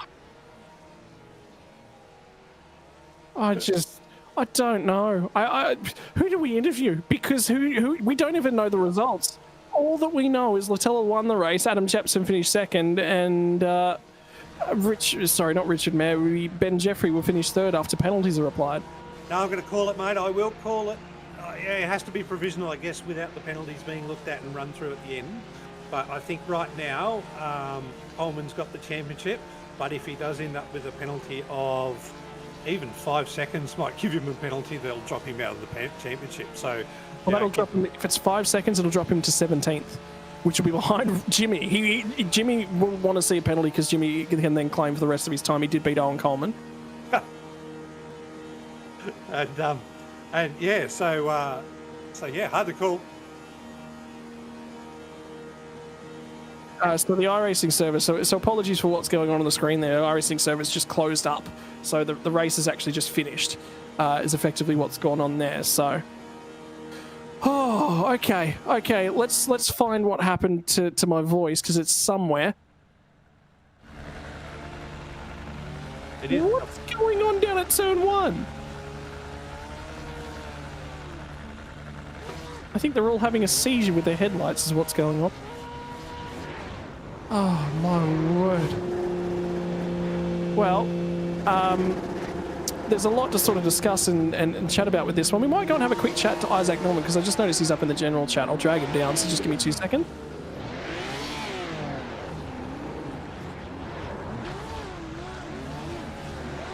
And here he is. Isaac Norman is going to come and chat to us post-race, mate. You ended up winning that race, but starting the final lap, you sat 3rd in the Challenger class. Did you think that was even on the cards or possible? No, not at all. I thought that these guys had an awesome strategy managing to skip that final pit stop, and I was just going to sit back in 3rd. So watching them slowing down at the end, I just thought I'd go for it and see what happened. Mate, the season's been phenomenal. It's been tricky, it's been tough, it's been technical. The rain change that came midway through the season as well. That round back at Zolder was probably one of the hardest races to manage because there's just nowhere to go at Zolder, right? You're always crossing over that rubber, but it's just been a phenomenal season. Yeah, it's been an absolutely awesome season from start to finish. Yeah, throwing that rain in and just the full wet race in the deep end was, some of the most fun I've had in iRacing. So, Isaac, you had a bit of trouble tonight. Tell me about that and how that made you feel when you dropped down to the back of the pack. Yeah, look, I kind of expected, I've been pretty lucky this season so far, and I've kind of managed to stay out of trouble. So I knew it had to be coming eventually. And unfortunately, it caught me out today. But from there, it was just the car was still drivable. So my plan was just get to that first pit stop. Luckily, the damage wasn't too bad, and I managed to just keep going and climb my way back up. So coming into the race, what was in your mind? I mean, my math said all you need to do was finish and score points for the championship win. Did you have that in your race mind, or did you just like, I still got to get the best result I can get? I mean, an hour before, I was like, oh yeah, all we got to do is finish. Let's stay out of trouble. And then as soon as the lights go green, obviously the red mist descends and away you go, and you spot a gap. I did have one incident that definitely wasn't my best race. A couple of dive bombs I probably shouldn't have gone for, but managed to get away with most of them. So yeah, it was definitely, the plan was to play it safe, but that's never the way it goes. Well, congratulations from me, mate. And Scotty, that sounds like a real red mist race driver to me. I think Isaac needs to stay away from the Porsche. I'd actually forgotten about that. Yeah, don't you worry until you watch that stream back, Isaac. There's a lot of talk about Porsches and the things that goes on in the rear end of that car. Oh yeah, I'm never getting in a Porsche. Yeah, okay, smart. Actually, I've got an update on your race. It won't actually be the class win. It will be third in class because there is a 5-second penalty coming your way with the incident with 313 on lap 18, because there's a lot of penalties to go through tonight, unfortunately, such as racing. I'm just having a quick look around to see if I can confirm. I don't think Robert Edwards was actually involved in anything. So Robert Edwards will be promoted to class leader, unfortunately. But look, man, it was just... that was just a race. That was just a season, man. So we're going to be seeing you back again next season. I get the feeling you might end up promoted up to the elite class the way that's gone. Yeah, right. Yeah. I'll definitely be back next season. I'm thinking about picking up the GT4s as well. This has been an absolutely awesome season. I've had an absolute blast. And I completely accept that 5-second penalty, and I'm happy to take that on the chin. That was not a great move from me. So. Yeah, so and we sort of said the same thing at that point in time as well. All right, mate, well, congratulations on the final results, the final standings, mate. Who would you like to thank that's made it possible for you this season? Look, the main shout out is just to everyone at the Premier Endurance League, and you guys for putting on the broadcast, as well as all the sponsors of the league. It's been absolutely awesome. And then, as usual, my friends over at Odyssey Racing, who helped me out along the way and have just been a great team to race with. Mate, congratulations. Thank you very much for dropping by, and it's a pleasure to chat to you yet again. We'll see you again next season. Yeah, cool. See you then. Thank you so much. Ladies and gentlemen, Isaac Millman is going to finish in third place in your Challenger class podium after post-race penalties are accounted for. And the difficulty we've got is I'm just taking a quick look through the penalty sheet just to double-check there's nothing for Brock Caddaye as well. So I think we're safe to talk to him. Such has been the nature of tonight's race, Pete. Oh, absolutely. But what a level-headed dude Isaac is, right? He copped the penalty on the chin, knows he drops down a few positions, still takes the championship from the Challenger class, expects to go into elite, and wants to stay well away from the Porsche. So I like him. Well, we're going to be chatting to tonight's driver who finished in second place in terms of the Challenger class after penalties were accounted for. That we can see. Brock Caddaye, you've had a reasonable season, mate. It's been fun throughout the entire championship. We've been seeing you cut your way through the field, and mate, it's just been awesome fun having you out on there on track. There's been a few rounds not going your way, but that's racing.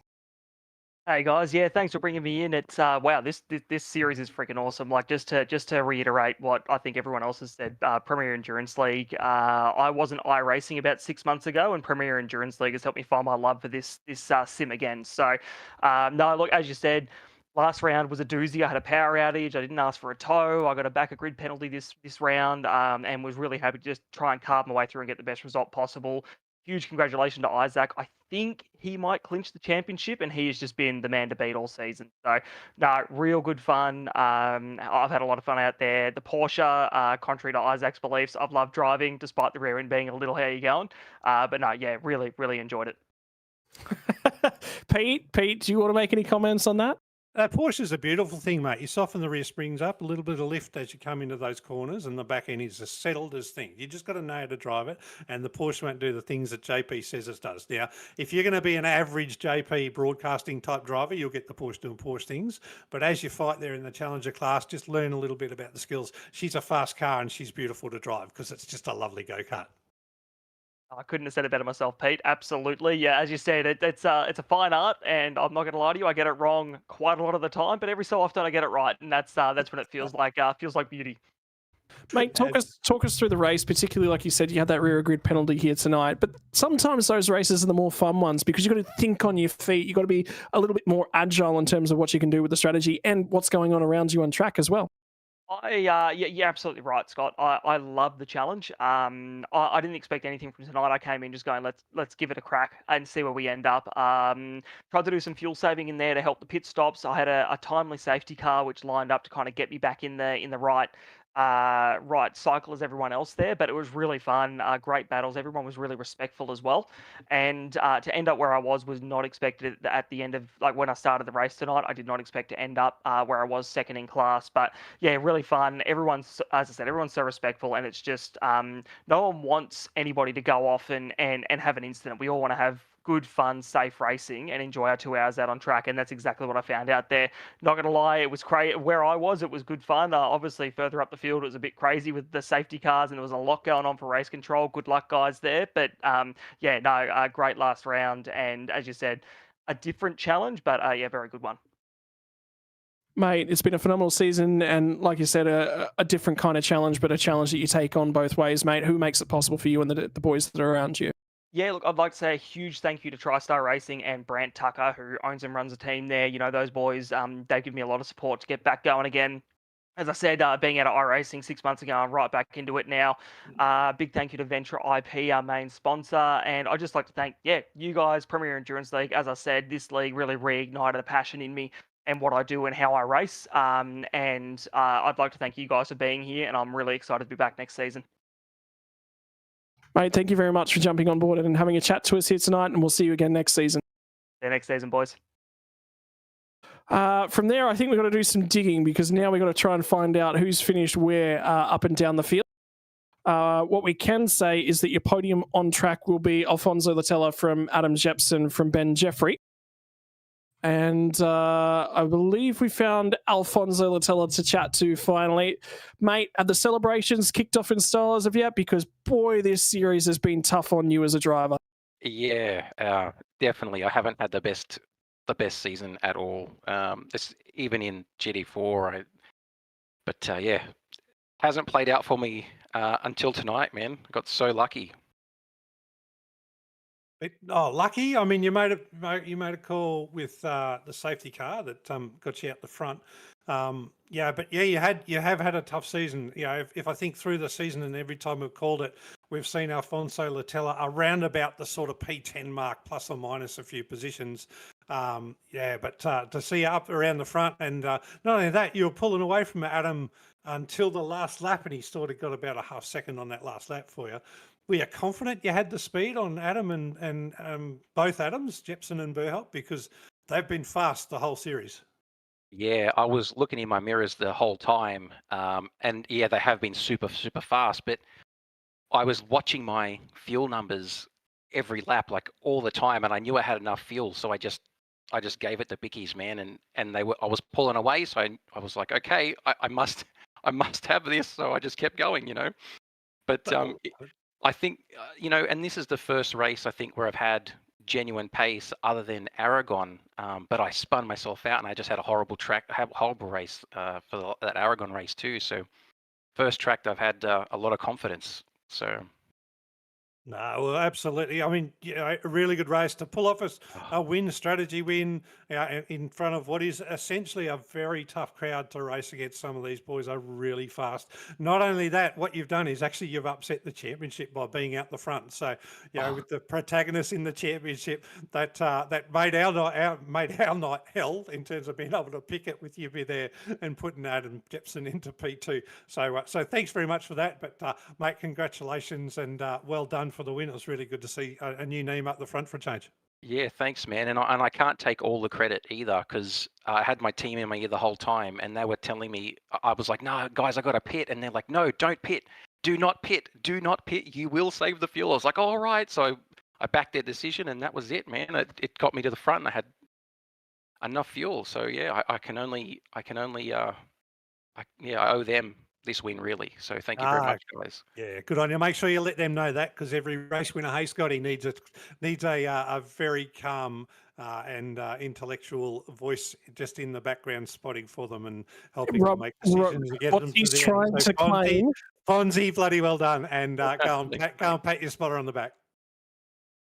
Well, it was the whole team. I can't name anyone specific. Just everyone was just shouting in my ear because it was like 5 or 6 of us, and they weren't really.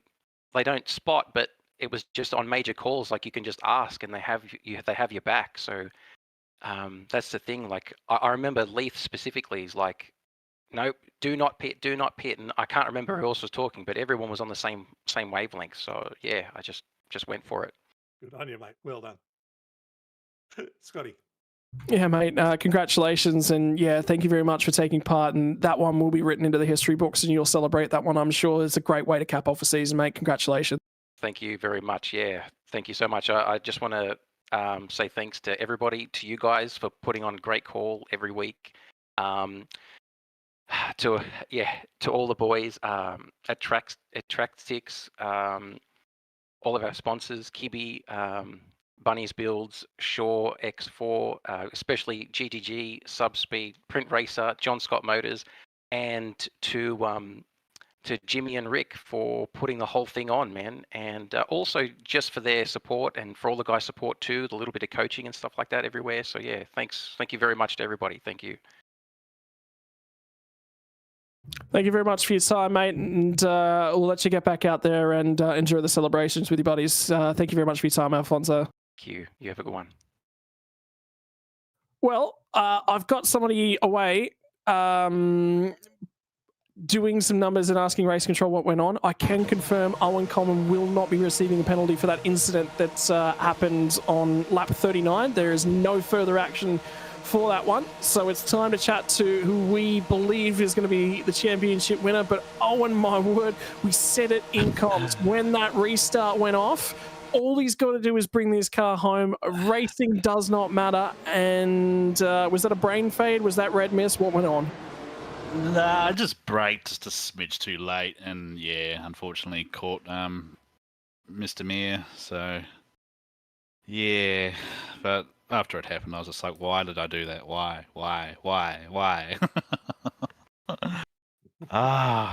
Jesus.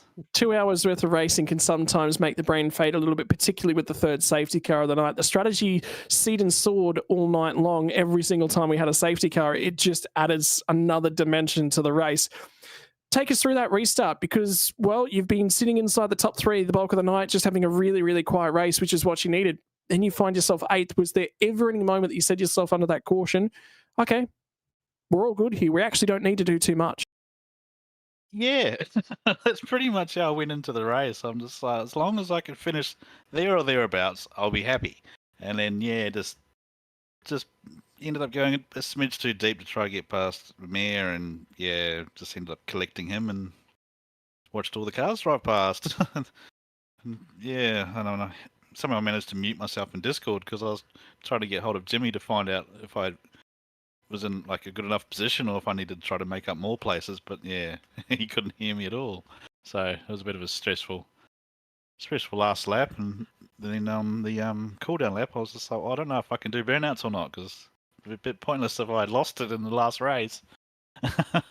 Mate, it's always worthwhile doing burnouts. More so you can celebrate the end of the season, I think. So yeah, I ended up doing some right at the end. So yeah. So, at what stage did you forget that I said to you before the race you only need to come 16th if Adam Jepson wins? Yeah, I completely forgot about that. So once I sort of got to, I think it was 15th on track, and then I had a look and see how many of the Challenger class were ahead of me. I'm just like, okay, I'm 12th. I should be right. Am I right? I don't know. Like, oh no. So, oh man. No, before that it was I was having a really good race. I didn't quite have the speed of the BMWs. Like they were just absolute monsters on the straight. So yeah. Yeah, they were fast, and there was a whole lot of Porsches doing Porsche things tonight. So, so well done. You managed to keep yours straight mostly, except for one overshoot. But yeah, in the main, you've been the standout of the drivers in the Porsche, but also throughout the season. And I think a deserved champion. We've got to find some other drivers to really put some pressure on you, though. Oh, I think next season you'll probably see a fair few up there, especially with the new cars coming in will probably suit different people. So I think, yeah, next one should be good. Well, this one was good anyway, so. Certainly, it wasn't over until it was over. That's the main thing. Yeah, that's for sure. Well, I was beating myself up a lot at the end of the GT4s. Just I wasn't quite closing the deal in the races, so no, I was really disappointed that I wasn't able to put it together. But yeah. I was happy to get it done this time. We hope. We just watch, we wait. We won't know until points are finalised, I think, is the question. We think you've done it, but as we proved earlier in the night, 2 times 14 does not equal 38, so my maths is always going to be wrong here. I've got you around 40 points in front. I'm pretty confident that you're a champion-elect at least. Fingers crossed. Finally, Owen, we'll leave the floor all to you to thank everyone that's made it possible for you this season. Honestly, Game & Gear Direct for coming on board and sponsoring the league. Colourful Learning, Fred Peanut Kids Boutique, Real Estate Agents Group, Gecko IT Solutions, Lectra Electrical Solutions, Grantech Flooring, Next Gen Physio, Deluxe E-Bike Tours, Powered Electrical, Sudspeed, Print Racer, Motorsport Hauler, and yeah, just you guys in the commentary booth, Lee over in Race Control, just yeah, everyone that hopped on board and made this all possible. You guys do an awesome job, and we all appreciate it heaps. Mate, you've got a broadcast to watch back tomorrow, that's for sure, because we just kept accelerating every single lap of the race. Ladies and gentlemen, we hope he's your championship elect. It's Owen Coleman. Thank you very much for your time, Owen. Cheers, guys. Have a good night. Good on you. Congratulations, Adam. Cheers. And finally, one more conversation we're going to get. Adam Jepson, man, you took it down to the final lap of the final race of the season. You threw everything you possibly had out there. You went long on fuel. You zigged, you zagged. You kept trying to put the right foot forward. And when that safety car fell, did you think all of a sudden, here's my opportunity? I think my first thought when the safety car came out was like, I've been boned again. But we quickly realized that now we should be good for fuel from here with a couple of safety laps. So yeah, we popped out in front and was pleasantly surprised by that. Mate, it's been an interesting championship. It's been difficult. You guys have been the guys willing to go on the front foot in terms of the fuel-saving strategies. That's not always the easiest. Tonight was probably the most difficult race of the season with all the caution period. Yeah, I think the caution period's probably made it a little bit less stressful for us, knowing that we had a buffer, particularly with the first safety car, sort of negated that first whole stint. So we knew the leaders weren't going to get too far out the track if we did have to lift and coast a bit more, so we knew we should be right. A couple extra safety cars made it a bit tighter, but yeah, in the end, that last one definitely fell at the right time for us to actually make benefit of it. Mate, the season though, it's been a long one. It's been technical. It's been on wider European tracks for the bulk of this season. That's presented a unique challenge, and the Porsche has really taken over. But that BMW, all of a sudden, it's starting to tick a lot more boxes. Do you see some car changes, particularly with the launch of a new Corvette and a new Mustang in the near future?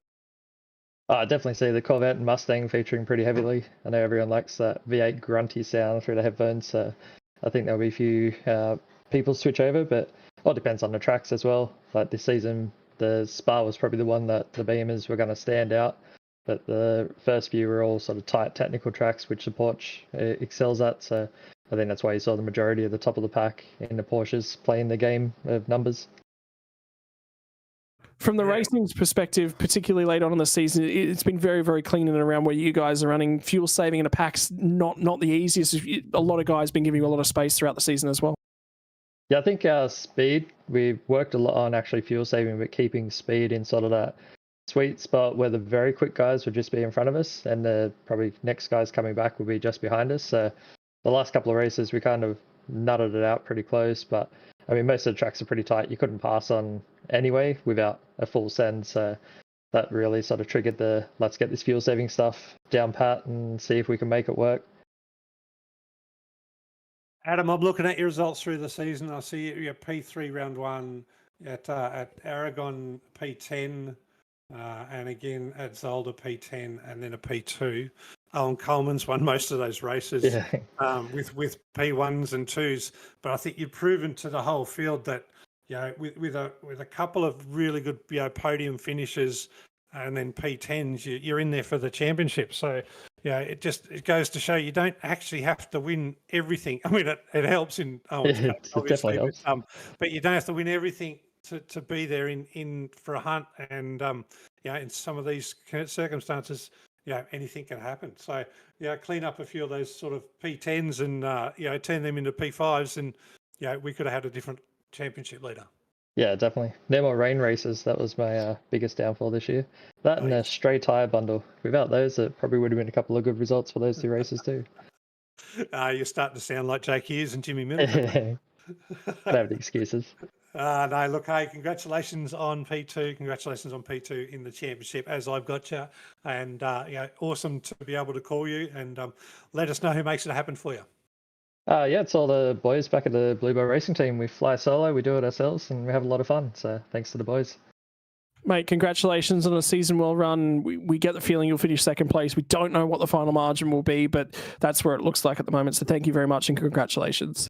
All right, thanks, boys. Thanks for hosting the nights and all your commentary efforts. It's been well regarded. Righto, ladies and gentlemen, that is going to wrap things up here from the Premier Endurance League from Season 1 2024, but Season 2 is going to be just around the corner. For the guys that make it possible for the championship, don't forget a big shout out to Gamer Gear Direct, your naming rights sponsor for the GT3 Endurance Championship. They've gotten their money worth. If you're looking at buying yourself a pair of Sud Speed gloves for the remainder of the Nürburgring 24-hour, however that long that takes to finalise itself, 24% off a new pair of gloves. Get over to sudspeed.com, pick those up. And don't forget as well, Print Racer, they sponsor the safety car. Boy, they got their money's worth with 3 of those out there tonight. If you're looking for the latest in your sim racing accessories, well, there's only one way to go. If you need to get your rig kitted out with that final bit of kit, just to make sure everything looks the way it needs to, jump on over to Print Racer Accessories as well. Ladies and gentlemen, it's been an absolute pleasure of a season. Final comments from you, Peter Baxter, before we wrap things up here.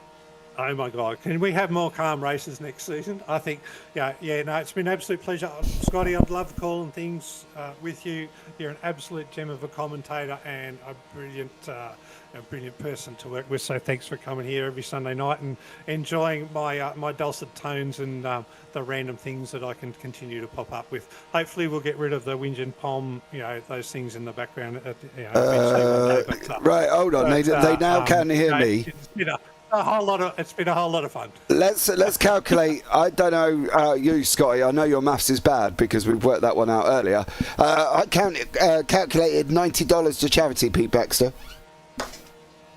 You didn't sign that contract, though. Oh, so now you're ducking out. Okay, I see how it is. I wouldn't even mind, but it was him who brought it up, Scotty, wasn't it? It wasn't me who even mentioned that. Ladies and gentlemen, we're going to be investing that $90 into some marriage counselling for Peter Baxter and JP. So if you want to find out how that happens at the end of this season, you might have to tune in into next season. Alternatively, you might have to register yourself an entry. Jump on over the Discord and get yourself registered for the next round of Premier Endurance League. There's changes in the water. I've seen a taste of those changes, and oh boy, they're pretty. Don't forget Corvette and Mustang GT3. Where will they land when the dust all settles? You'll have to tune in next season when we go racing for your Gamer Gear Direct Australian GT3 Endurance Championship. Ladies and gentlemen, it's been a pleasure calling the races for you. We'll see you next season.